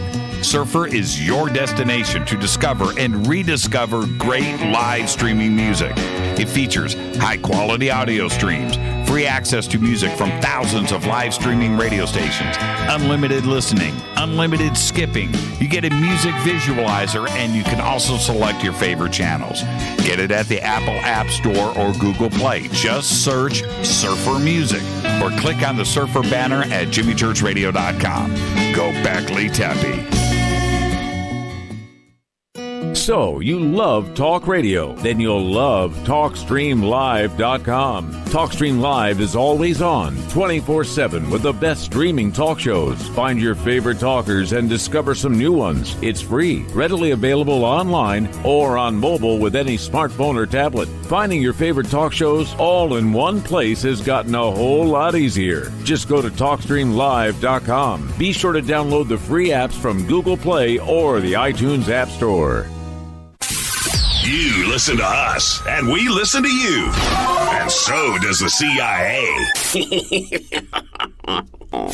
KGRARadio.com. If you have hard water, the lime scale not only leaves white spots, it clogs pipes and breaks down appliances, costing you hundreds of dollars in energy and wear. Eliminate lime scale and other water issues like brown staining and bad odors with HydroCare water products available from Wave Home Solutions. Wave's affordable water systems don't use salts or chemicals. You'll love the way your water tastes, smells, and looks. Satisfaction guaranteed. For more information, go to bestwater123.com. That's bestwater123.com.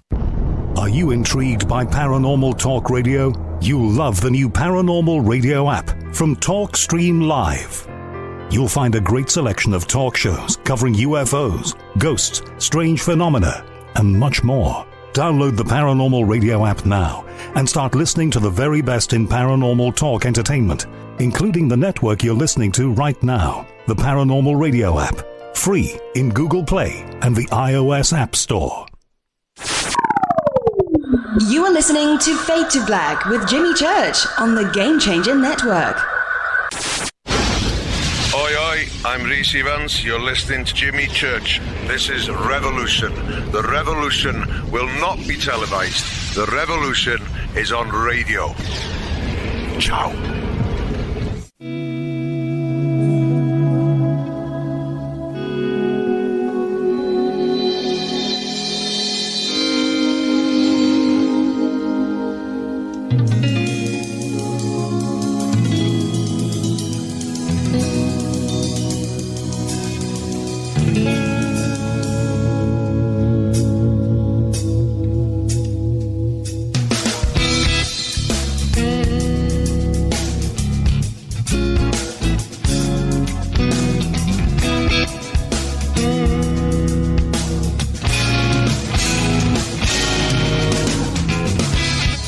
Welcome back. Fade to Black.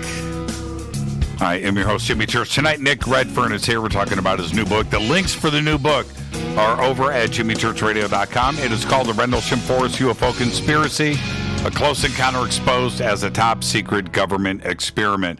Now, Nick, I may be wrong here, and I apologize in advance for what I'm about to ask you, but wasn't your father, he was a radar operator? Do I remember this right?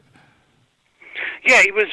My dad was a radar mechanic in the British Royal Air Force. Right. And he spent most of his time, actually not too far as the crow flies, so to speak, a place called RAF Neatishead in the UK.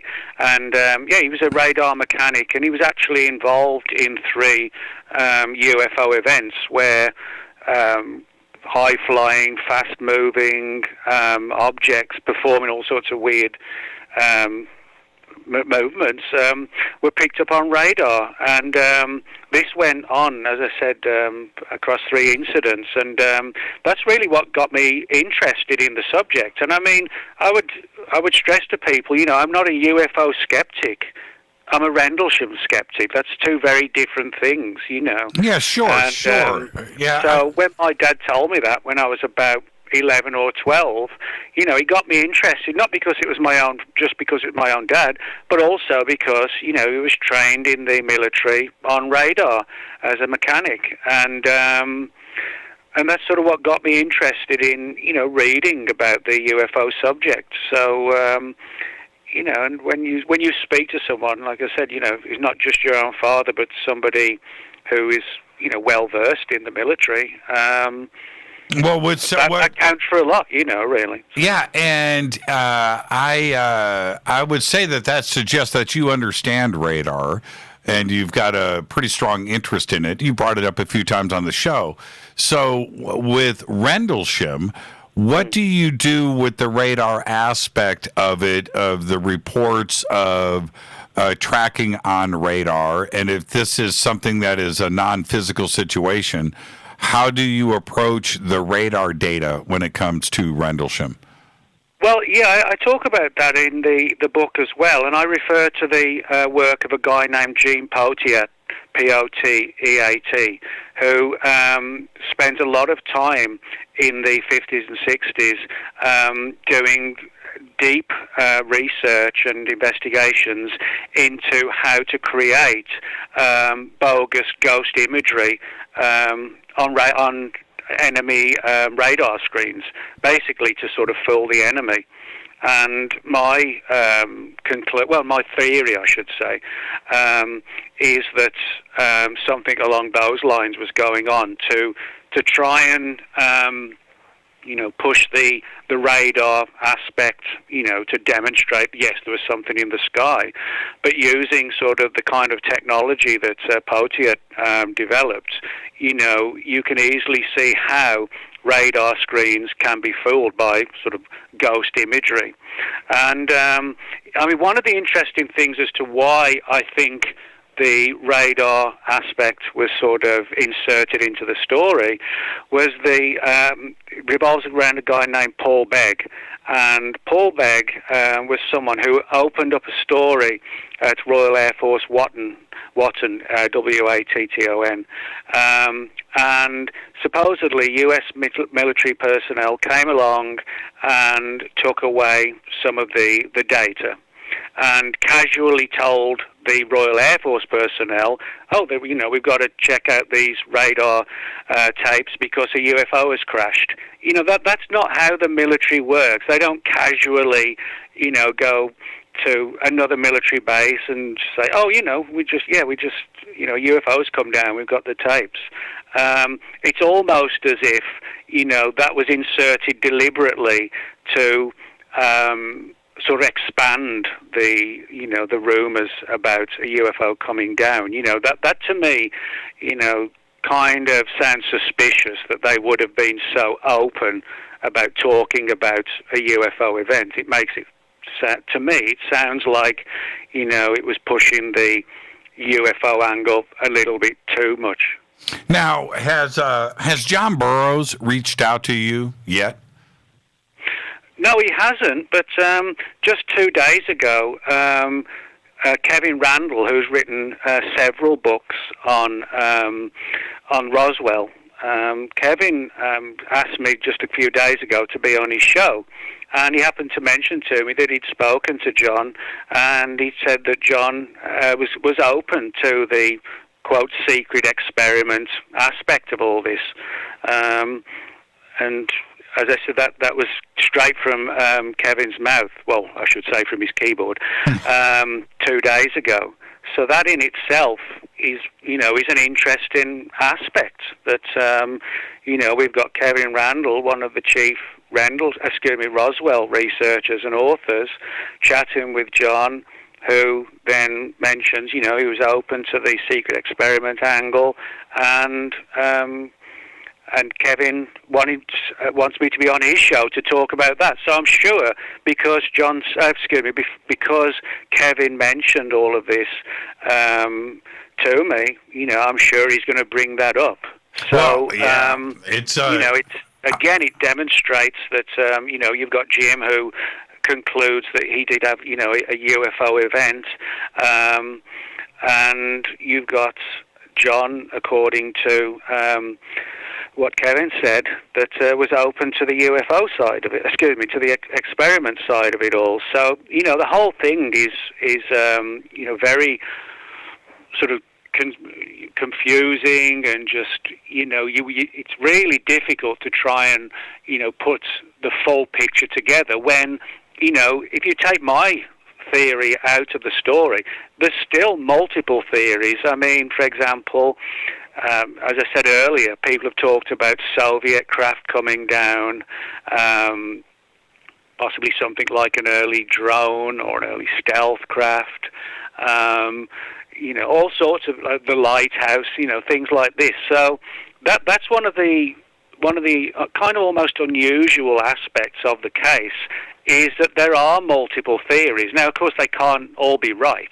There's just no way they could be.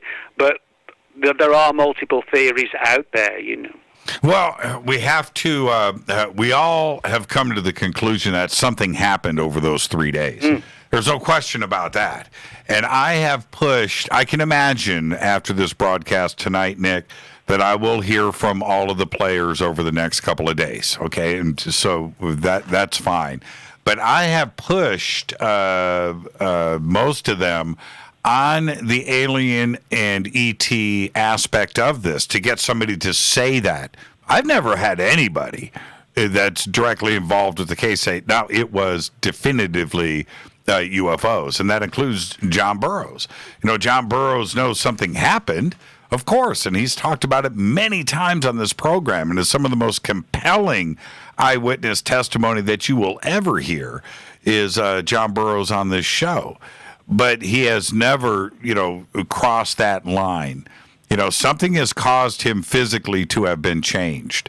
There's no question about that. He witnessed something, and so did everybody else. But crossing the line into aliens and ET has never been something that has been positively broached by all of the witnesses. That's my opinion. Jim Peniston has said that he thinks it's time travelers from the future, that it was us, that it wasn't necessarily ET, right? Well, yeah, I mean, these are, there's multiple theories, and I mean, as I said earlier, if it turns out that we have proof, not sort of theories or, perceptions or ideas, but if we get proof that aliens did come down in Rendlesham Forest, I'd be as happy as everybody else, because as I said earlier, it would totally vindicate everything that the UFO research community has been looking for. And but it requests, it's sort of, it's a situation where we have to have the proof, one way or another. But and if it turns out it was alien, I'll be happy to say, sorry, yep, got it wrong. But the fact is, I don't think I am wrong. But I am quite open. If I get it wrong, well, that's how it goes. And so I think we can look at it from different perspectives, different angles, but 40 years after debating all these different theories and different ideas, we're still debating it, on your show tonight. Yeah, that's right. I'm not sure that's, if that's a positive thing or not that we're talking about it still after 40 years. I would hope, when I first heard about the case, when I was just a teenager, when the first book came out, Sky Crash, I was still a teenager. I'm sure back then I would have thought, if somebody said 40 years later you'll still won't have the answer, I would have thought, well, of course we'll know after 40 years. But 40 years later, we are still debating it. And as I said, I'm not sure that's a good thing or a bad thing. It's a good thing from the perspective that we can continue to look for data, but it's a bad thing in the sense that we just haven't got the proof. And by proof, I mean, literal proof rather than opinions. So. Yeah, and now there's another aspect to this.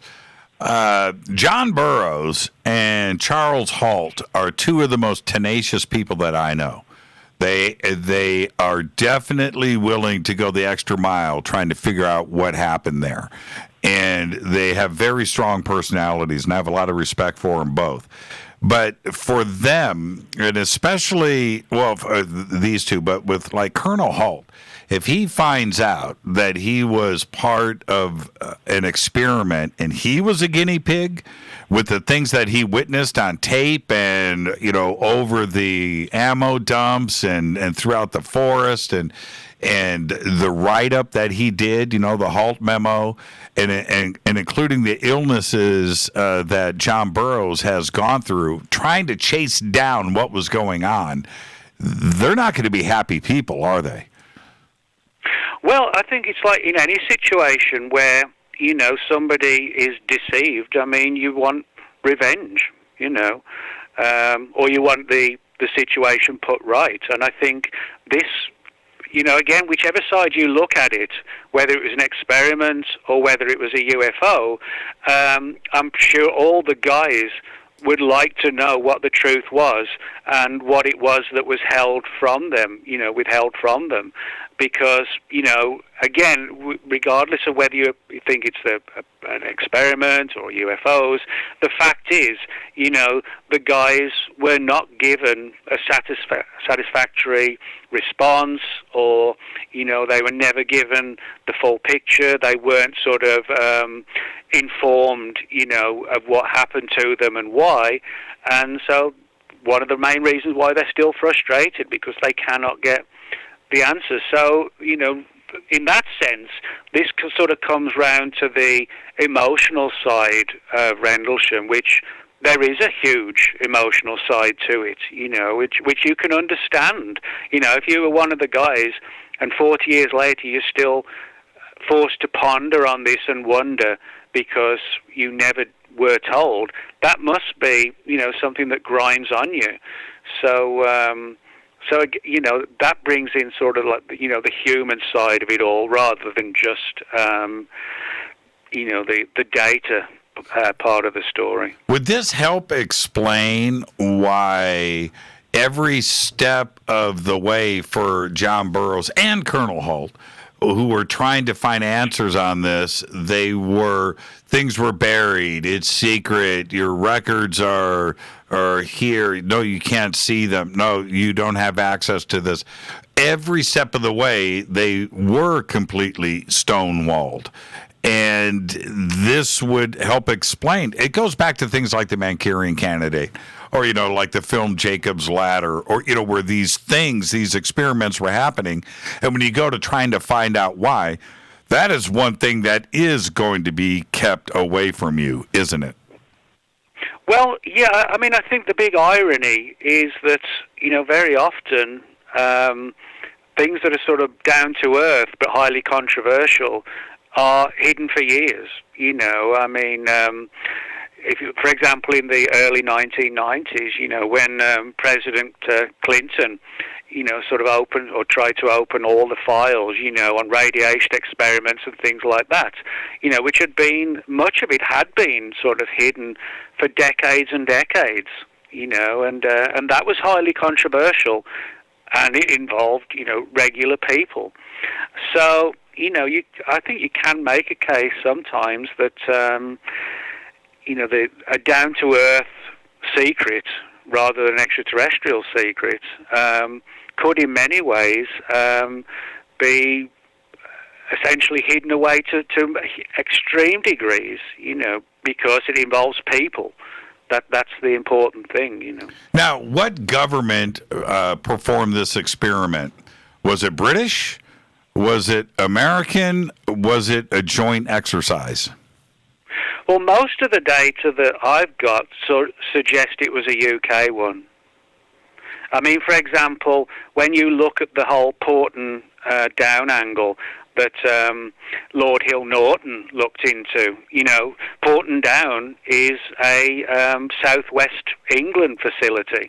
It's not in the United States or Germany or France or anywhere like that. And the late Georgina Bruni, who wrote a book on Rendlesham also called You Can't Tell the People, Georgina also found a bunch of material on the Porton Down connections as well. And again, she stressed, this was Porton Down is in the UK. So we're looking, I think, at a UK based phenomena in terms of the experiments. And another example of this revolves around a guy named Ralph Noyes. Now, Ralph Noyes was a long-term employee of the British Ministry of Defence, and he wrote a novel, I should say, in 1985 called A Secret Property. And it's sort of a thinly veiled version of Rendlesham Forest. For example, there's a Colonel Hoyt in the novel, and there's a forest where something comes down. But the thrust of the story is that there's this sort of almost magical technology which can create visions in front of people's eyes. And as I said, Ralph Noyes was someone who had a long-standing involvement in ufology, and his story does actually also touch upon visions and images of things that weren't really there. So, I think Ralph Noyes knew something about this and chose to portray it in the form of a sort of a thinly veiled novel. Now, what do we do, Nick, ultimately with these different conclusions? And what I mean by that is everybody out there is going to pick a side. But we have a situation here like it just escaped me, the alien autopsy footage, right?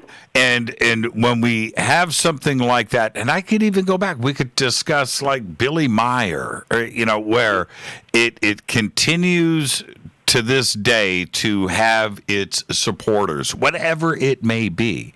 But here in this case, how do we move forward, right? Where you're not going to convince anybody.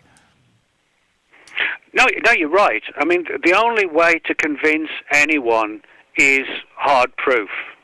And by that would be some sort of technology or official documents that tell the whole story and that, that come tumbling out one day.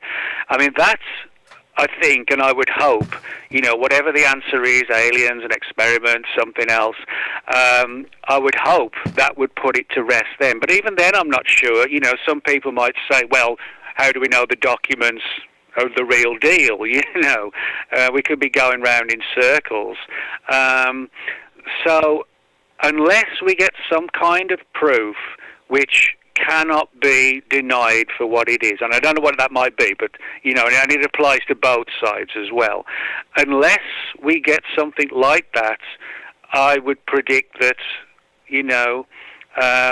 people will still be having shows like this 40 years from now, still talking about Rendlesham. In the same way, we're still talking about Roswell, which was now 73 years ago. So I'm pretty confident that if we don't get proof, we'll still be debating Rendlesham. And you'll have like a 2040 or 2050 equivalent of me and a 2040 or 2050 equivalent of Nick Pope or whatever, talking about this case, which when it's coming up to its 100th anniversary, And that might sound, depressive, kind of that we might just still keep talking about Rendlesham 40 years from now, but that's what ufology does. We're still looking into numerous old cases. I mean, Cash Landrum, that's still debated, on the subject of TV shows. That's 40 years ago.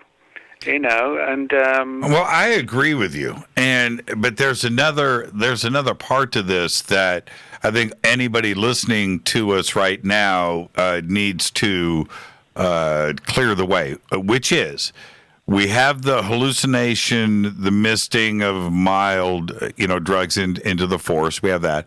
We have the 3D projections that were happening not only inside of the forest, but certainly above the forest, because the sightings were above the bases as well as inside of the forest. And then we have the second farmer's field where a craft was seen on the ground. And then we have the physical traces inside of the forest, the depressions in the ground, which would indicate physical trace evidence, which they did go and analyze, Halt and the crew. So pretty elaborate to pull off without anybody knowing about this. How does that get done? Well, no, you're right. I mean, that's an important thing to note, is that we're talking about something fairly sophisticated. And I agree with you, to try and pull something off would not be, an easy thing to do. But the reason why I sort of focused on this angle for the book was simply because it keeps cropping up here and there in various books and various accounts. For example, the angle, for example, with low-grade hallucinogens, and that word low-grade, or words I should say, low-grade hallucinogens, was actually made by the late Georgina Bruni, and it was one of the things that really interested Lord Hill Norton. She actually got more information from several Royal Air Force police officers whose names I actually know now. And the situation is that, yes, we are talking about something that would be very, very difficult to pull off. But the fact that this isn't just one story, coming from me or from one source. In the book, there's multiple sources for the Porton Down story. There were rumours that on the night of the first night, there was going to be evacuations of several local prisons. I've got like 5 or 6 different sources for that aspect of the story.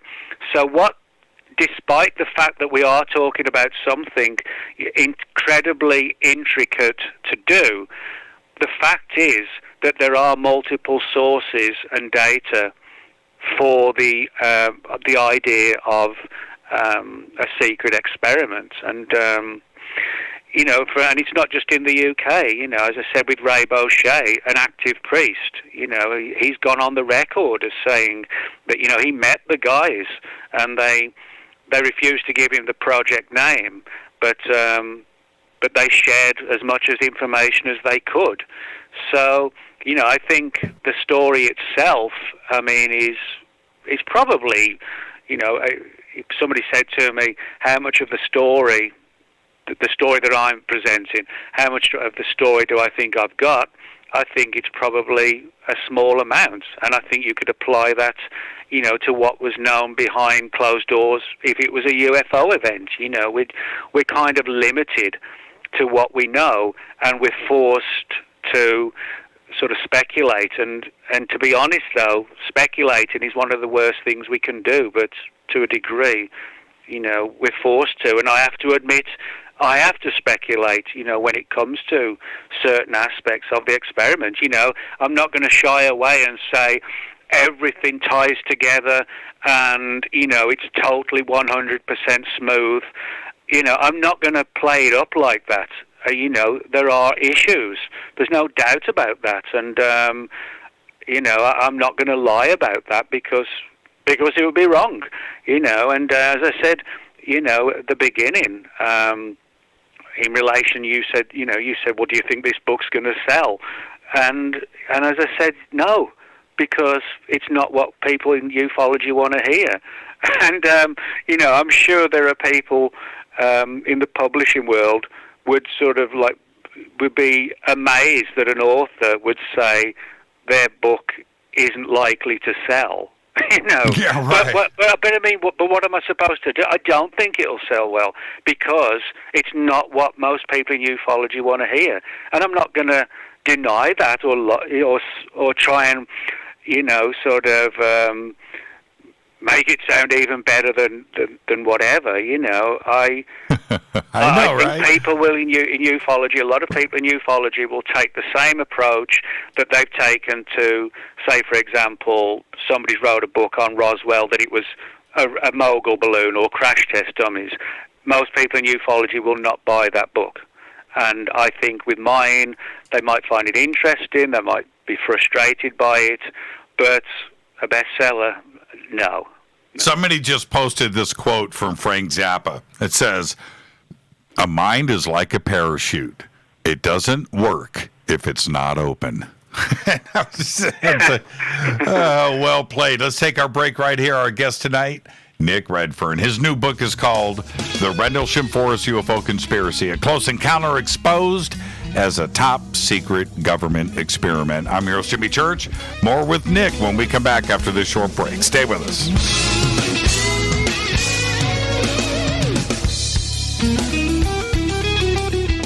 Hi everybody, this is Rob Halford, the Metal Guard on JimmyChurchRadio.com.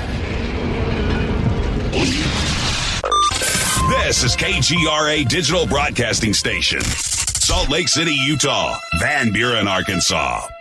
Why is it we're not very good with our health regimen until it's too late? We don't put oil in the car until the engine blows up. When the body's out of balance, your health is not so good. Give your body some love. Log on to GetTheT.com. That's GetTheT.com. Try our Life Change Tea, which cleanses you from harmful intruders. A clean colon is one of the ways to bring the body in balance. We also carry organic supplements to help you get where you need to go. So do your body a favor. Log on to GetTheT.com. That's GetTheT.com. You can even visit our sales page to save some dough. Does anybody call money dough anymore? Anyway, if you're looking for short, helpful health tips, go to YouTube and punch in Health Matters Now. That's Health Matters Now. So, log on to GetTheT.com, shop, get balanced, then learn some cool tips at Health Matters Now. You'll be glad you did. That's GetTheT.com. Your contact for current news and trending topics. KGRARadio.com. This is Jimmy Church of Fade to Black, and I only drink Fade to Black blend coffee from River Moon. Just click on the River Moon Coffee banner at jimmychurchradio.com. Promo code F2B Blend. So, are you tired of being tired? Well, then it's time to get the tea. Hey, it's Lisa here to tell you about this all-natural, all-organic tea I've been drinking that has had great results for over 20 years. It's called Life Change Tea, and it's specially formulated to help detoxify and cleanse your kidneys, liver, colon, and blood all at once.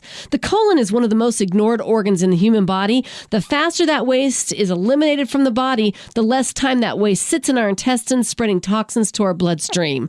This tea helps cleanse chemicals caused by outside intruders from our entire digestive system. And get this, weight loss can be a side effect. And with continued use of the tea, you can experience clearer, healthier, younger looking skin, increased energy, and a happier outlook on life. So if you're tired of being tired, get the Life Change Tea at GetTheT.com. That's GetTheT.com. And like me, you'll be glad you did. Did you know that when you're on the road with limited data or Wi-Fi available, you can still listen to every minute of Fade to Black by just calling 605-562-4482? No smartphone, app, or internet needed. It saves your data plan and no extra cost if you have unlimited minutes. Just call 605-562-4482. You can listen to me, Jimmy Church, on any phone, anytime, anywhere. Go Beckley Tappy.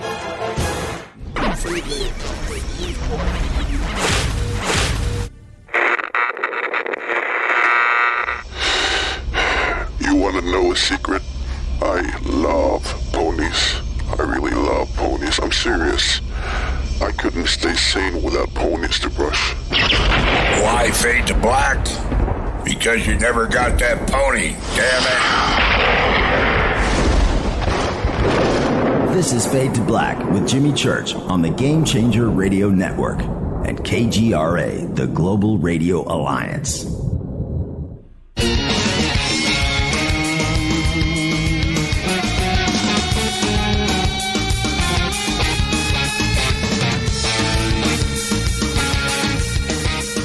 Welcome back, Fade to Black. I'm your host, Jimmy Church. Our guest tonight, Nick Redfern. Talking about his new book, and it is definitely rippling the waters out there. It's called The Rendlesham Forest UFO Conspiracy, a close encounter exposed as a top secret government experiment.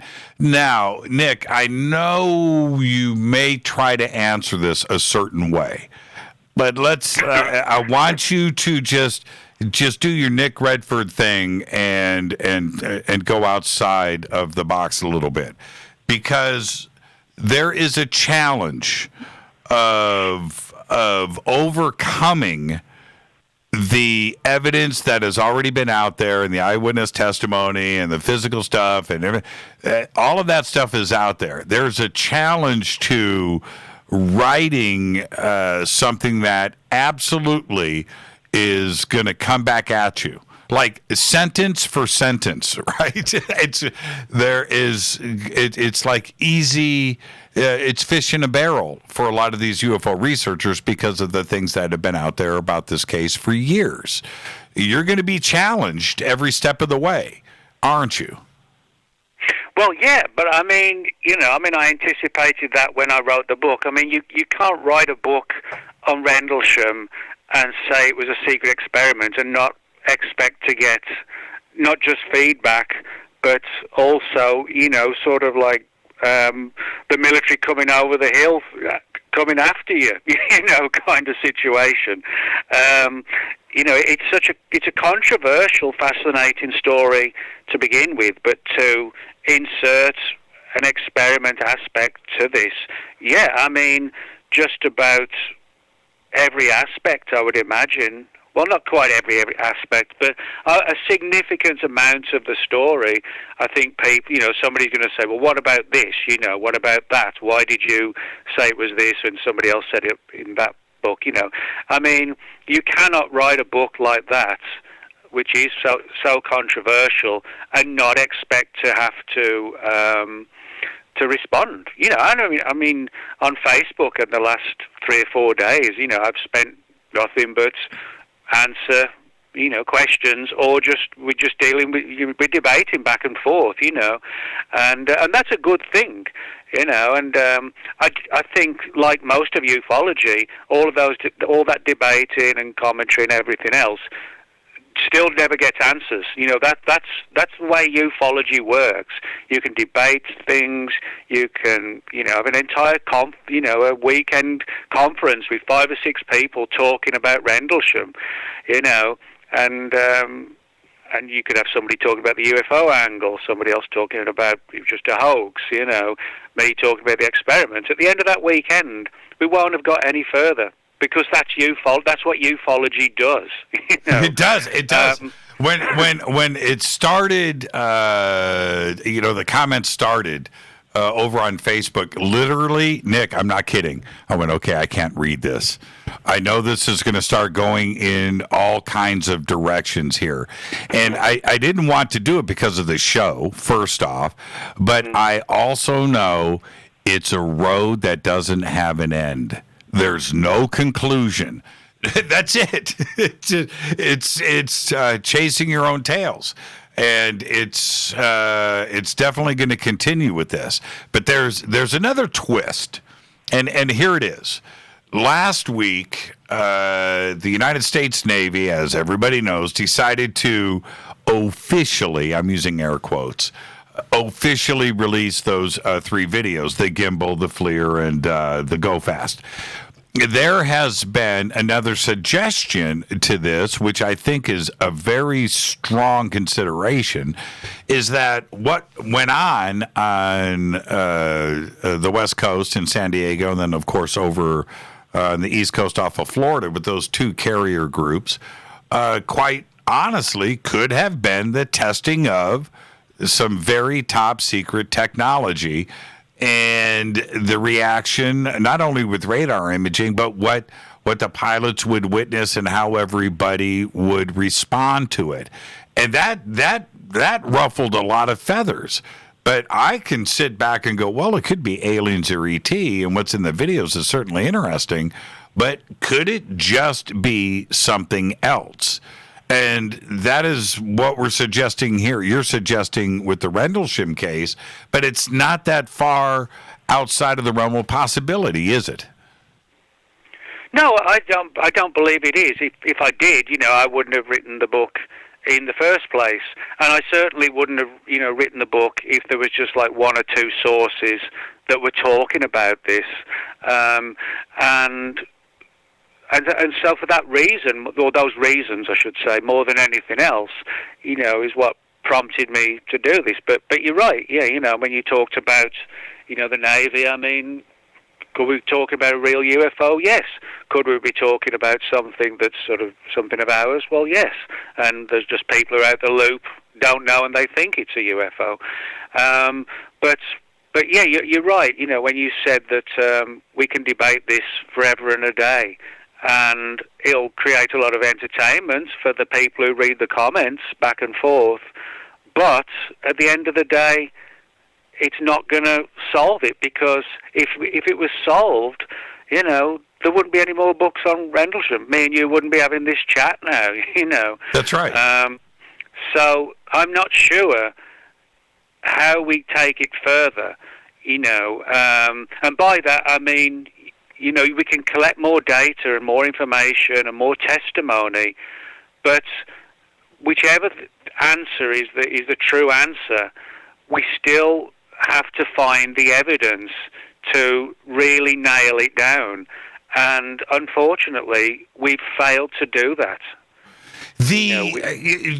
Did you notice, and I'm sure that you followed it to a certain degree, but when it came to the Nimitz and the Roosevelt and the suggestion that was put out there about it, being our aircraft, our secret programs, and it was just being tested off the waters. The Navy was there, and we would be able to collect this data.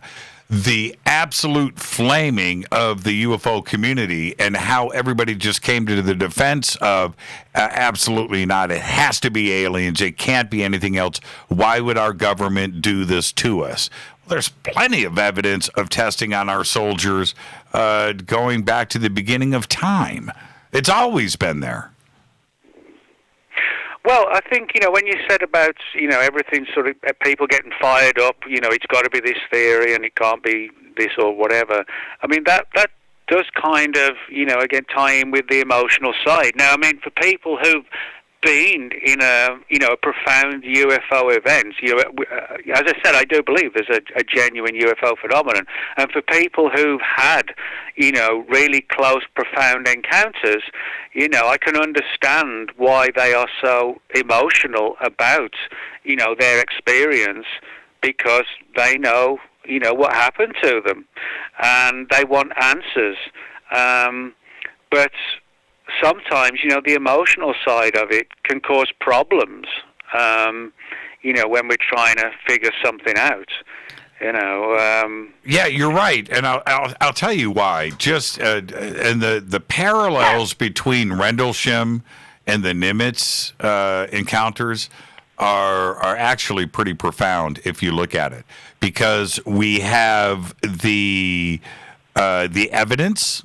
Right? The evidence is there, limited or not, in both cases. We even have videos from Nimitz. We have audio recordings from Rendlesham, right? So we have that kind of stuff. And then we have, you can draw your own conclusions from that. But then we have the eyewitness testimony. And with the Nimitz encounters and Dave Fravor and everybody from the Princeton and the list of names of these enlisted servicemen and men and women that have come forward, their testimony is compelling. And we have to take that into account. And it's the same thing with Rendlesham. The testimony from those eyewitnesses is as compelling as it gets. It doesn't mean it is something that we can identify as alien or ET in either case, but it's something that we have to take into consideration because everybody saw something, and I think that we all will admit that something did occur in both cases. We just don't know what it was.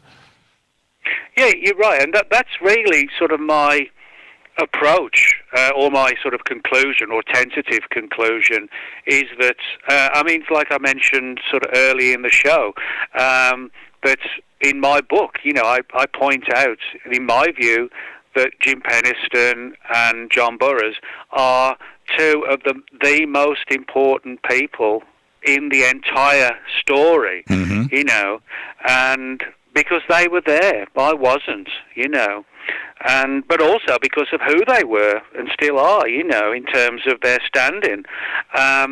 And so when you kind of look at it like that, you've got amazing statements,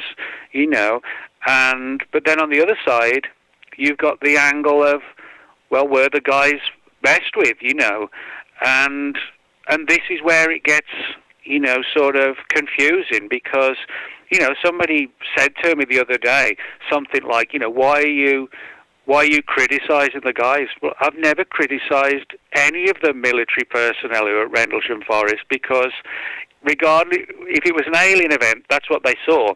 If there was an experiment involving holograms, well, they still saw something. And as I said, there's no being critical on my part. I'm looking at it from the perspective of what did they see under what specific circumstances. So, we're in a situation where I'm not sure where we can go with it, and I'm not sure we'll ever know. Yeah, Let me let's address the elephant in the room. And the elephant in the room for me with any of this, because I've just gone over this and over this in my mind, that when Penniston and Burroughs took a peek up over the hill, over the ridge, and looked at this craft, was, if we go with your conclusions here, that it was a government experiment, that means what they were looking at was a model, was a mock-up. It was a craft that was placed in the woods, right? Is there another way to look at this?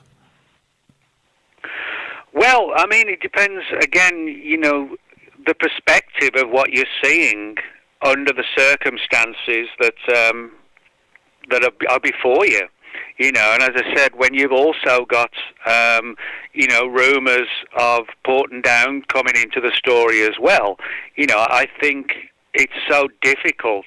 It's difficult for me to put the picture together because there are so many strands. But, my perspective is that when you have not just a UFO event, but you've got these other angles of evacuations or potential evacuations. You've got people coming down from Porton Down, which is a facility that for years spent researching mind-altering technologies. And,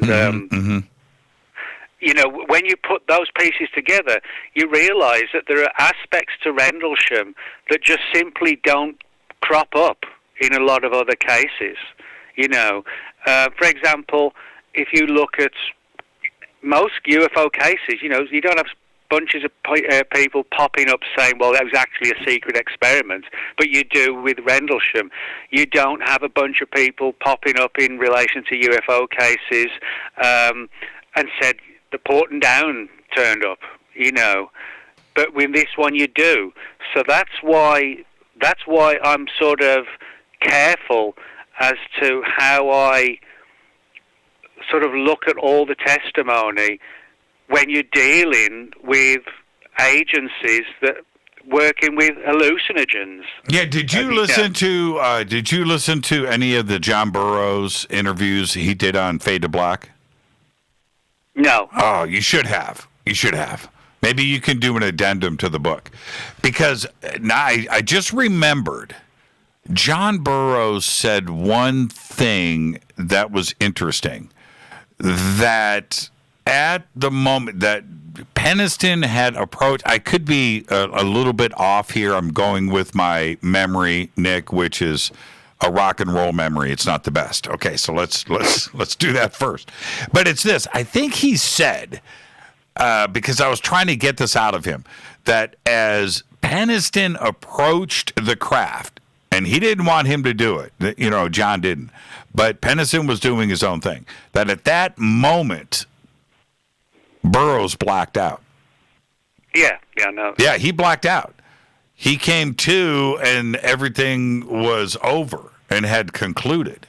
So could that have been because of something else that was in the air? Very interesting.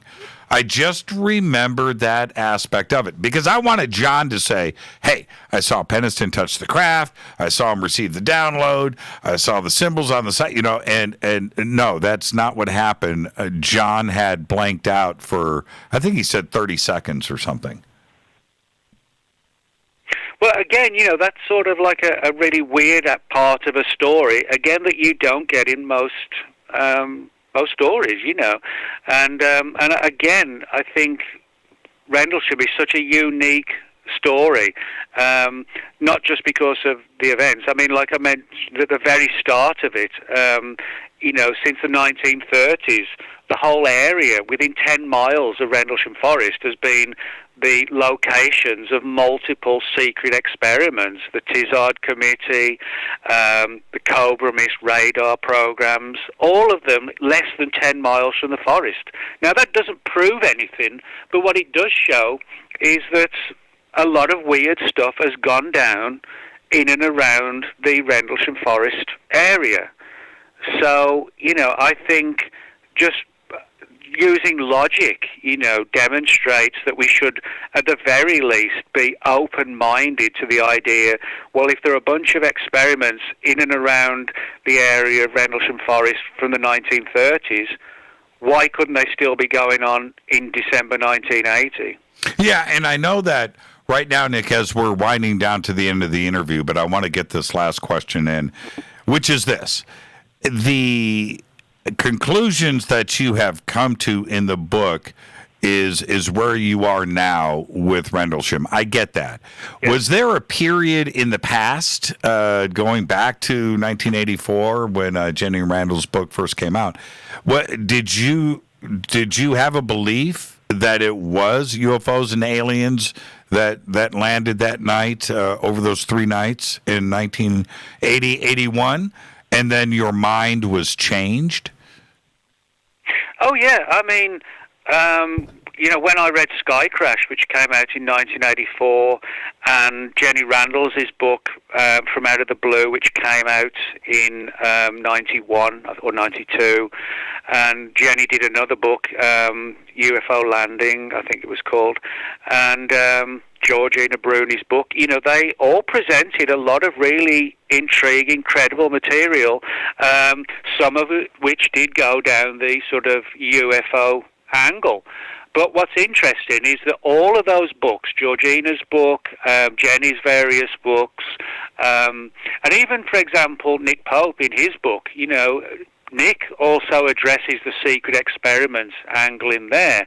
And, yeah, so to sort of answer your question, yeah, I mean, for years I believed that aliens did come down at Rendlesham. And aliens may have come down at Rendlesham. And if they did, it could only be a case that somebody decided to target me and a bunch of other people with a very intricate alternative story. But my argument is, well, why do that? Why bring it up and create another controversy where they could just keep it buried? But yeah, for years, I thought it was like the UK equivalent of Roswell, for many people. And but the fact that the more I looked into it and the more I came around to the idea of an experiment, I mean, it's like I said earlier, what am I going to do? I'm not going to lie. I'm going to be honest and say, well, yeah, my mind has changed, which it has. When that happens, Nick, were you bummed out? I mean, were you like, oh, man, really? You have to emotionally be affected somewhat. Well, it's hard to say, really, because I'm one of these people who, I write like, for example, if you take like Jim Penniston, he had it was his own experience, an extremely emotional event. But I'm someone detached who writes about it. And when you're detached, rather than being the witness or the person involved, if you're detached and you're working from the perspective of a writer, I actually think you don't have that kind of, sort of bummed out aspect, or I don't at least, because I'm detached from the story, where the witnesses are obviously, not detached from the story. So for me, it's all about getting the answer, and if it turns out that I'm right, then I'm right. If it turns out I'm wrong, and I was deceived and manipulated, then I was deceived and manipulated. But hopefully it would still mean we would get some answers at least, or we continue to debate. But so no, I'm not bummed out that I don't think it was an extraterrestrial anymore. I think, the secret experiment angle is arguably just as controversial as the alien angle, but like I said, I mean, how do we solve it? We can. I mean, you sort of chatting all about on Facebook as I've been doing the last few days. It's sort of enlightening and fun, and it goes on and on and on. But no headway is ever made, and we need to find a way. In terms of this case, wherever it goes, we need to find more headway and more answers, and that's the one thing I never really understand, how we can do that. Yeah, and we just talked for 2 hours, and we didn't bring up Project Bluebeam. And which obviously is something that should have been part of this conversation at some point. But that is another aspect of ufology that people bring up all the time. And if we are talking about projections and holograms and other things in Rendlesham Forest, you can't then, to anybody else out there that is going to talk about Project Bluebeam, say that doesn't exist. It's either, you can't have it both ways, can you? Well, I mean, in one sense you can, because, I mean, what we're talking about, if it was an experiment in Rendlesham Forest, we're talking about something that was relatively small. I mean, I don't really buy into the Bluebeam stuff, because it talks about, like a worldwide kind of ruse, with projected images all around the planet of different gods and deities and everything. I mean, that's very difficult. That's going to be very different, I should say, to, an extremely small experiment in an English woods, Yeah, but the technology would basically be the same, is where I'm going. Yeah, I would imagine that would have to, that would be kind of similar in many respects, but, it's just... It's one of the... Getting into the Rendlesham issue is like getting into Roswell. It's like a snake's pit, It's... Where do you go with it? Yeah, you have to brace yourself. When you were a kid and you knew your mom was about to crack you upside your head, so you had to do the brace. You had to get ready for it. That's where you are right now, Nick. Oh, man. Well, I guess, we'll just have to sort of wait and see, where things develop. I mean, the one thing I would say is that, even if it's one of my books that people don't particularly enjoy, and this is sure to be one of them, I always get feedback, and there's always a lot of interesting feedback that wouldn't have come out had I not written the relevant book. So, maybe new data will come forward. Maybe it'll sort of push it down the same avenue as the book. Or somebody might say, sorry, Nick, you were deceived, and here's the evidence. One of the things about Rendlesham and UFOs in general is the surprise factor. There's there's still stuff still coming out in relation to Rendlesham. Well, Nick, I don't think you're scared to tighten up your Doc Martens, throw on that Misfits shirt, and jump into the mosh pit. Right? That's where I we're said at. The other day, I spent 4 days thereabouts just ranting at people and then ranting at me. That's all we did. We ranted at each other, and I enjoy it. Like a good online fight, it's fun. Yeah, it is fun. It's fun. I get. You know what? I'm going to be straight with you, Nick. I get a day at least one Rendlesham email. Oh wow! Every single day. So there you go. Thank you so much, Nick. What a great conversation, man. I look forward to seeing you out there again, and we'll break some bread and shoot a brew. Thank you so much. All right. I'll see you later, Jimmy.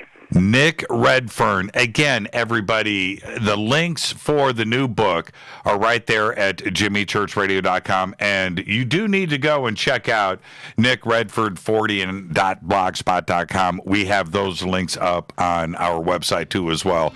And like I said, and Nick knows this, I've admitted it to him many times over the years. It's where I go to steal my best material. This is Fade to Black. I'll be right back after this short break. I'll open up the phone lines, and let's see what everybody has to say. Stay with me. I'll be right back.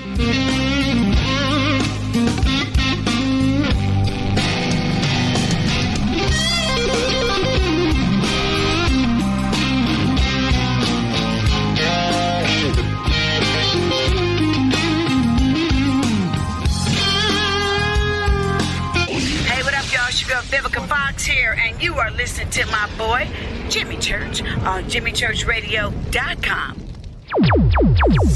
Despite popular opinion, reading a book will not make you smarter. But listening to Jimmy Church will. This is Jimmy Church of Fade to Black, and I take Life Change Tea supplements every single day. It's what I do. Click on their banner at jimmychurchradio.com. When you take the beans from Central America with dashes of Indonesian and African mixed in and then roast it to the dark side of Fade to Black, you create the ultimate brew of fringe. Introducing the Fade to Black blend from Rivermoon Coffee. Yes, Rivermoon's darkest customized roast was created for the love of Fade to Black. The alchemy of masterful roasting and smoking the beans is in every sip of this full-bodied, dark Java. I need my coffee dark, deep, with distinct bittersweet chocolate highlights, just like the bunker. Leaning further into the darkness of the roast is Fade to Black blend from Rivermoon Coffee. Just click on the banner at jimmychurchradio.com and use the promo code F2BBLEND for 15% off of your order today. Go Beckley Teppy. Hello, my name is Billy Carson, and I am a best-selling author and the founder of ForbiddenKnowledge.tv. Together with my team, we have built an all-new conscious streaming TV platform designed with every family member in mind. If you have ever wanted to travel the world and attend lectures and workshops from your favorite speakers but weren't able to, look no further. ForbiddenKnowledge.tv. There are dozens of workshops and lectures from speakers you know and love. We have also included amazing categories to assure that your consciousness is entertained and elevating on a daily basis. Amazing interviews, ancient history, ascension knowledge, wisdom teachings, documentaries, conspiracies, mysteries, health and fitness, conscious cooking, meditations, finance, yoga, and so much more. To start your free trial on any mobile device or computer, surf to ForbiddenKnowledge.tv. That's Forbidden Knowledge with the number 4, ForbiddenKnowledge.tv. Again, visit ForbiddenKnowledge.tv today. Are you intrigued by Paranormal Talk Radio? You'll love the new Paranormal Radio app from TalkStream Live. You'll find a great selection of talk shows covering UFOs, ghosts, strange phenomena, and much more. Download the Paranormal Radio app now and start listening to the very best in paranormal talk entertainment, including the network you're listening to right now, the Paranormal Radio app, free in Google Play and the iOS App Store.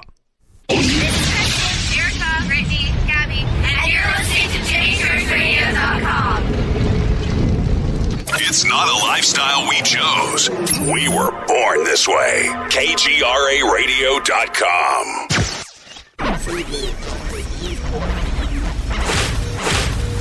This is KJCR at JimmyChurchRadio.com.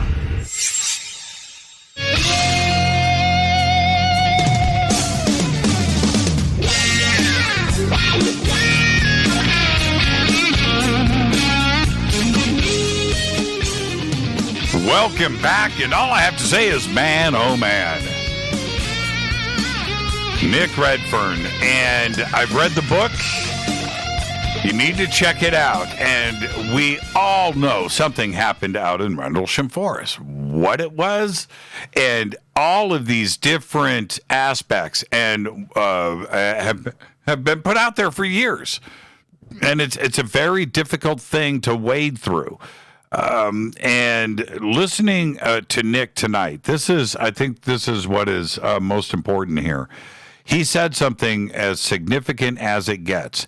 Everybody that was involved with Rendlesham has their own individual take.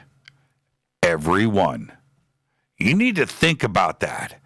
And what do we do? I'm going to say something else that I've said before in the show.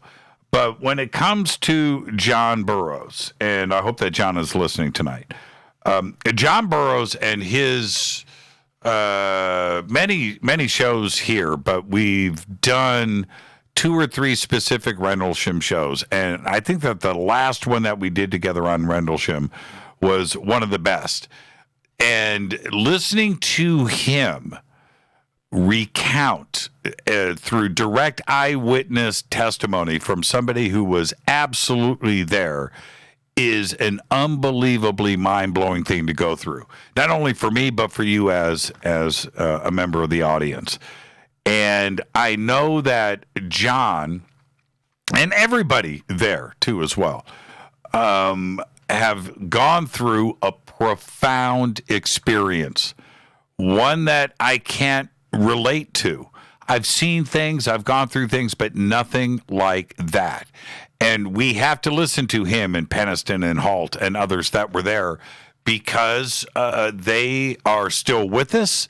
This is a modern event, and something happened in the forest in between Woodbridge and Bentwaters. There's no question about that.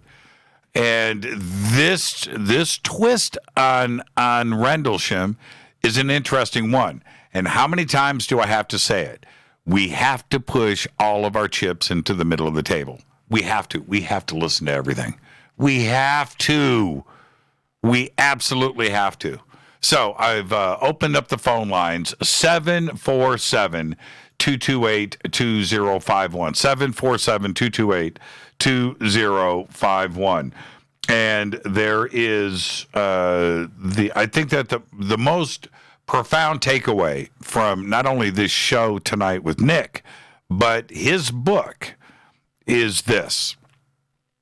All of us have come to conclusions about Rendlesham, and it's very hard to get off of where we are at.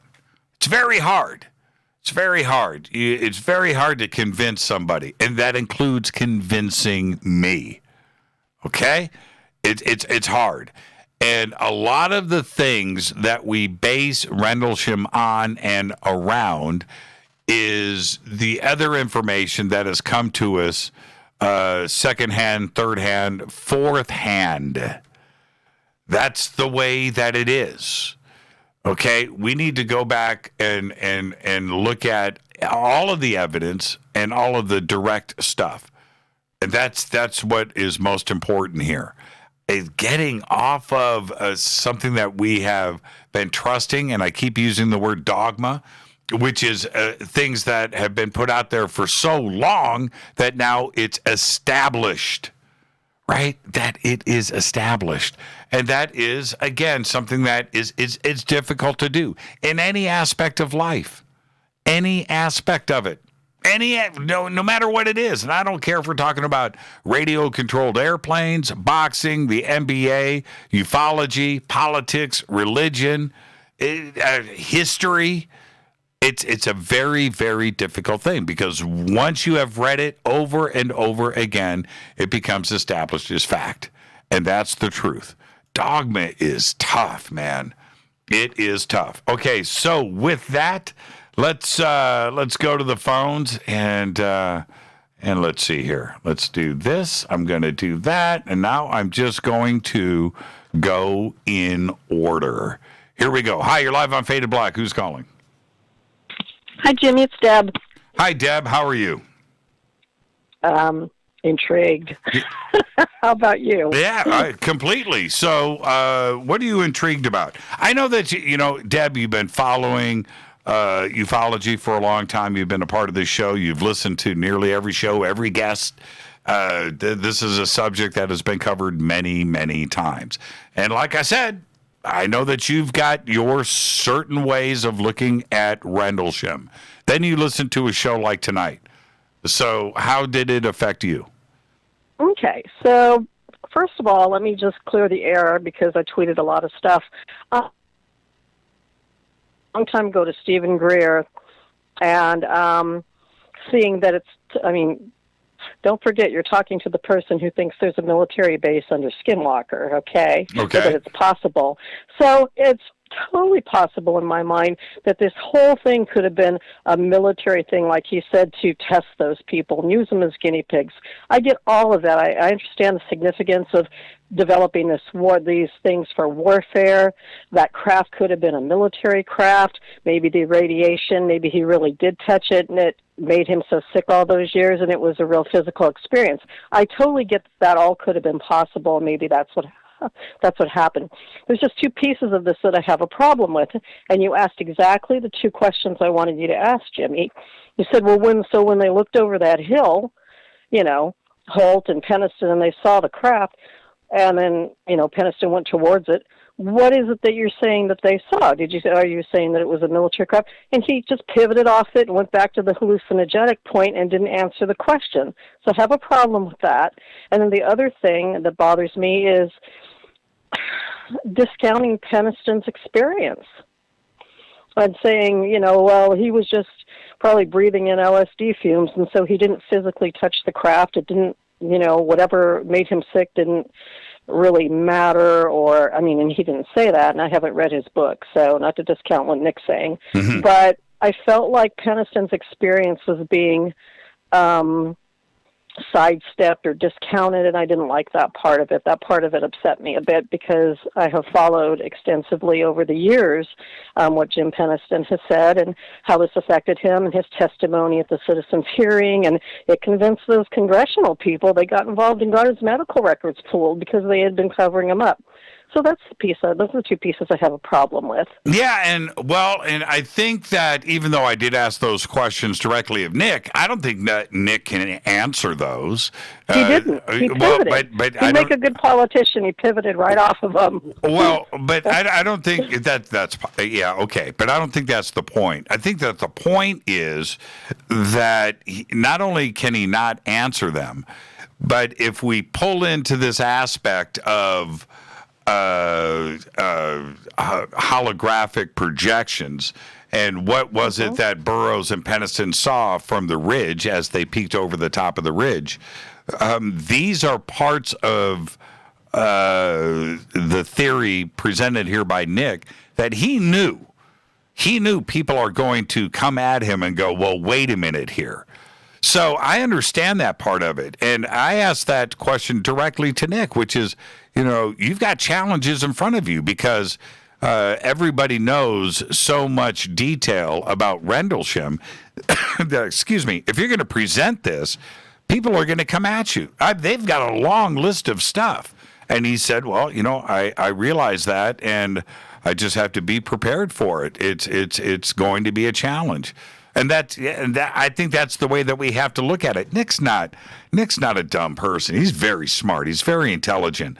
And if you're going to go and present an idea of not only holographic projections and a government experiment and hallucinogenic drugs, and all of this was done by design, you are going to have people come at you and debunk and be skeptical about all of this. And I think he understands that, Deb. I really do. Oh, I think he does too. I can come up with an answer to the craft if I were him and I were trying to say it was a projection. I would say, well, it was a physical metal craft there that had, radiation or whatever, but they projected a hologram on top of it, and that's why Jim saw it looking a certain way or saw symbols on it, because that was the holographic part. I mean, I could come up with a better explanation of what it really was than what he answered, and I guess that's the part that frustrates me. Yeah, well, read the book. The book's a fascinating read, I'm telling you right now.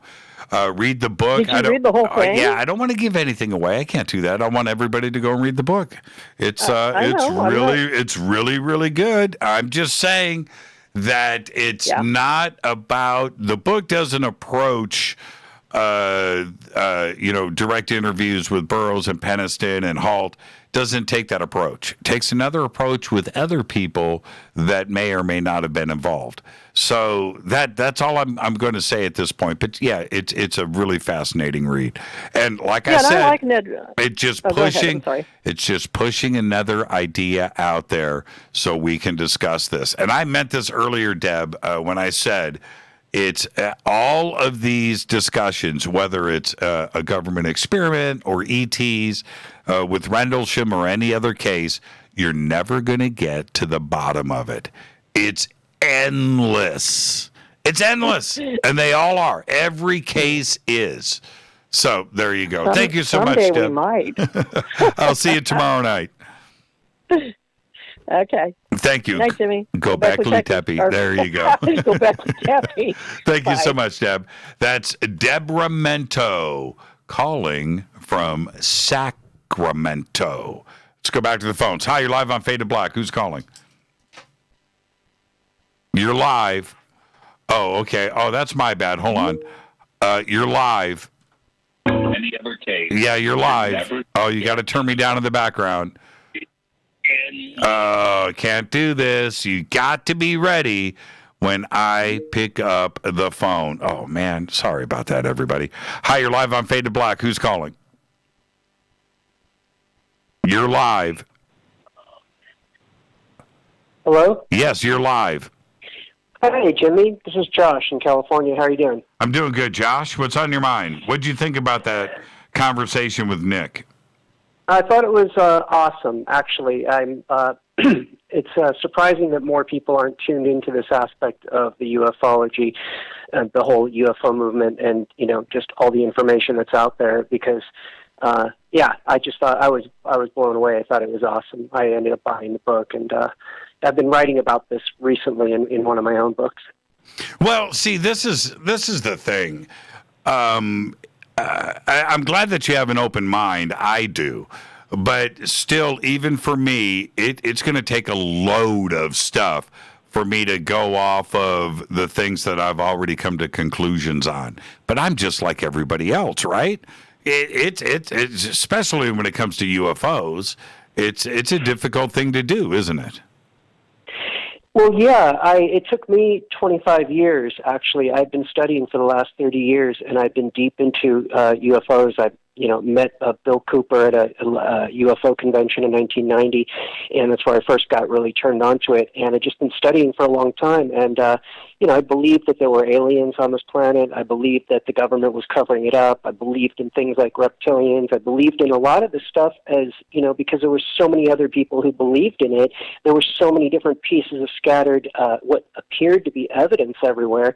So, yeah, it wasn't until about just a few years ago, as I was really getting deep into writing my own book, that I finally kind of felt like I snapped out of this spell that I was in, or this hypnotic spell of some sort. Well, I have seen things that I can't explain, right? I have absolutely 100% seen things that I absolutely 100% believe that they were not from this earth. Okay? All right? That's it. There are other things out there that, for me, I think people have witnessed things that they can't explain, and that's fine, and that's what brings them to, our community. but it may not necessarily be something extraterrestrial, something from off planet. And then we go to something like Rendlesham, and Nick presents a very compelling argument in this book. There's no question about it. But if you go back to the Halt tape, the audio tape, when he says it looks like an eye winking at us. Well, hold on a minute here.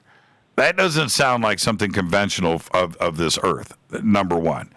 And then two, after he says that, he says it looks like it's dripping molten metal. Right? Do you remember Halt saying that on the audio tape? And that it's moving through the forest and winking at us. And it looks like a giant eyeball. That is something that we have to really take into account and try to digest what Halt is putting into words, because that's what he was seeing that night. And when I first heard that back in 1995 with my own ears, I came to one conclusion, that he's seeing an extraordinary extraterrestrial event go down in the forest. I didn't think it was anything but that. I didn't think it was anything traditional or terrestrial. I didn't. And I'm still on that side of the fence, even though Nick has written a very excellent book and forces me to think that there's something else that we need to consider. And I'm okay with that, Josh. Yeah, I think it's definitely important to take that into consideration, and I do agree that there's something else out there as well. One of the things I found were many references in the Rig Veda to what seemed like celestial vehicles, and it was also connected with the mushrooms back then and the soma sacrifice that they were using and doing. And some of that seems to have been picked up by the intelligence agencies and is being used within aspects of MK Ultra. And this ties into the Nazis that came over after World War II in Operation Paperclip. But they didn't just bring the Flying Saucer Project over. They were the ones who got involved in the MK Ultra in the drug experiments. And I think that there were some interesting things that happened where they had some people like Andrija Puharich, who was brought in Uri Geller to the United States for the first time. And they worked together to manufacture a UFO phenomena that made it look like Uri came out of a UFO and that he was in contact with extraterrestrials. There was also another fakery thing that occurred in his other book, The Sacred Mushroom, that he had written about 10 years before he had written the book, or 15 years before he had written the book Uri. So Andrija had written the book The Sacred Mushroom because he was involved in some of the MK Ultra experiments, and he was also involved with Uri Geller and some of the getting America to believe in this idea of the psychic phenomena that Uri was supposedly capable of doing.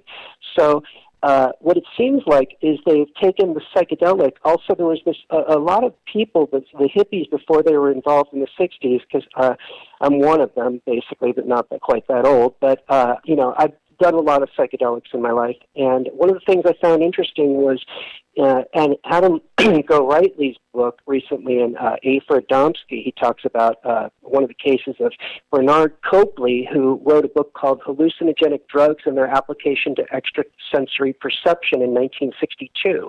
Well, apparently Bernard was attending the Giant Rock meetings that were happening in California, where people were gathering and taking mescaline, acid, psychedelics, peyote, and mushrooms.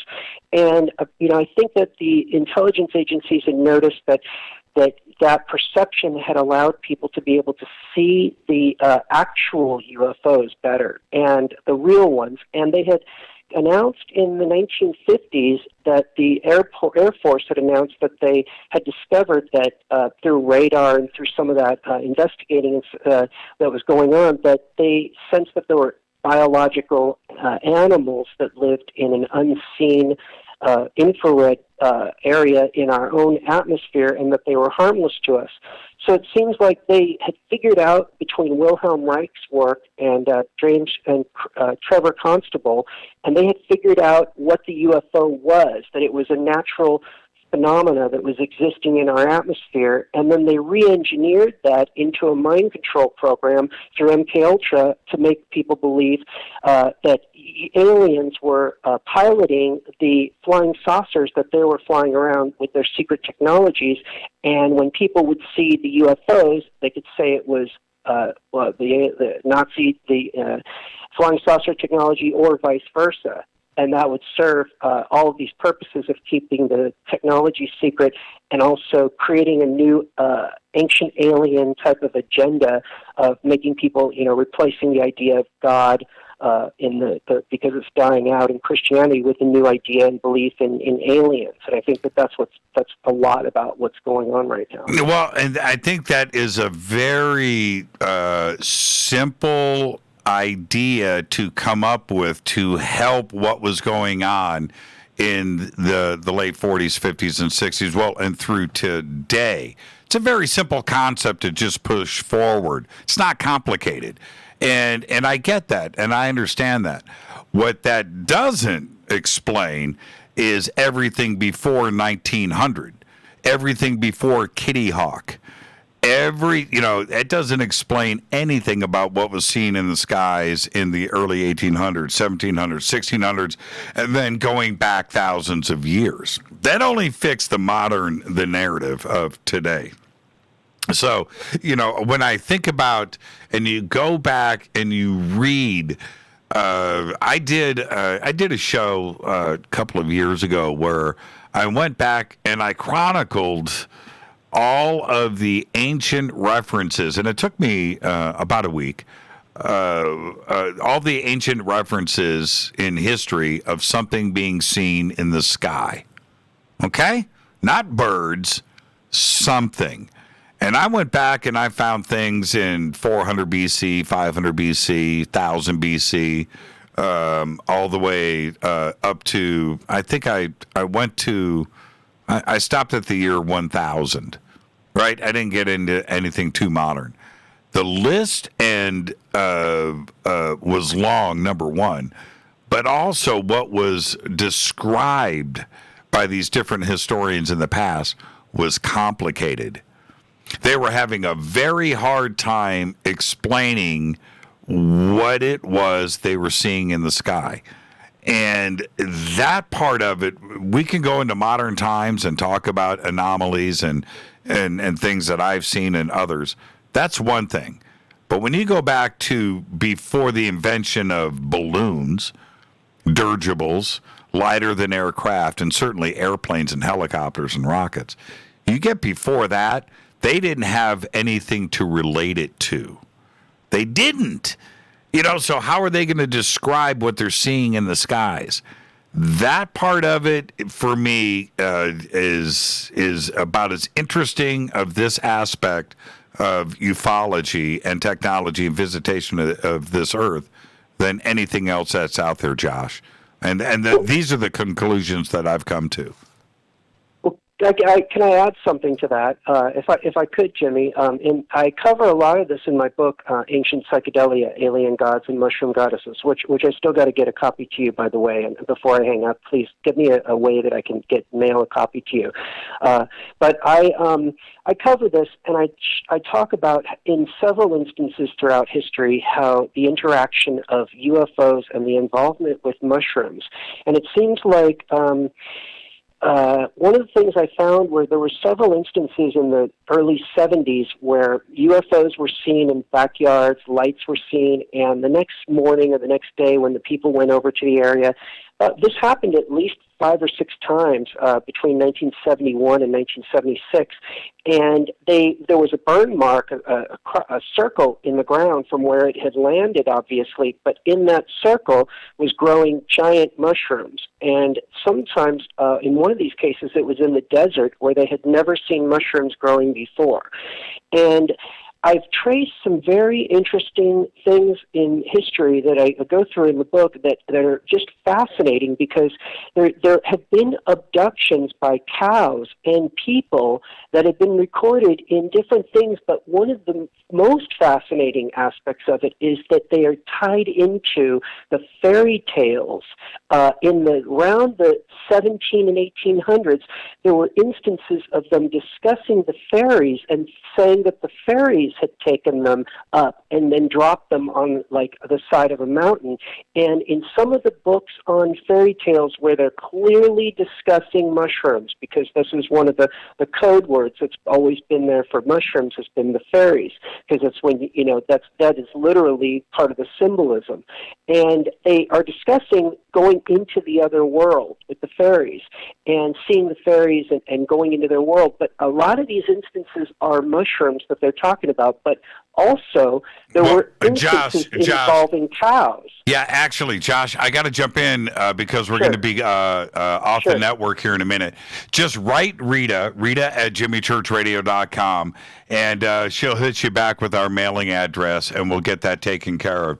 But, yeah, absolutely fascinating aspect of all of this. And the fairies and the little people and mushrooms, I'm right with you, brother. I'm right with you.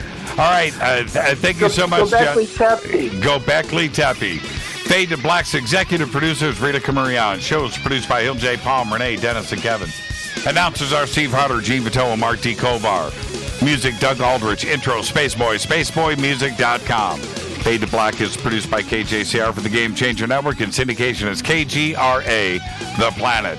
This broadcast is owned and copyrighted 2020 by Fade to Black and the Game Changer Network, Inc. It cannot be rebroadcast, downloaded, copied, or used anywhere in the known universe without written permission from Fade to Black of the Game Changer Network. I'm your host, Jimmy Church. Tomorrow night, Fader Night. Open lines all night long. Very special thanks to Nick Redfern. Until tomorrow night, everybody be safe. Go Beckley Tepe.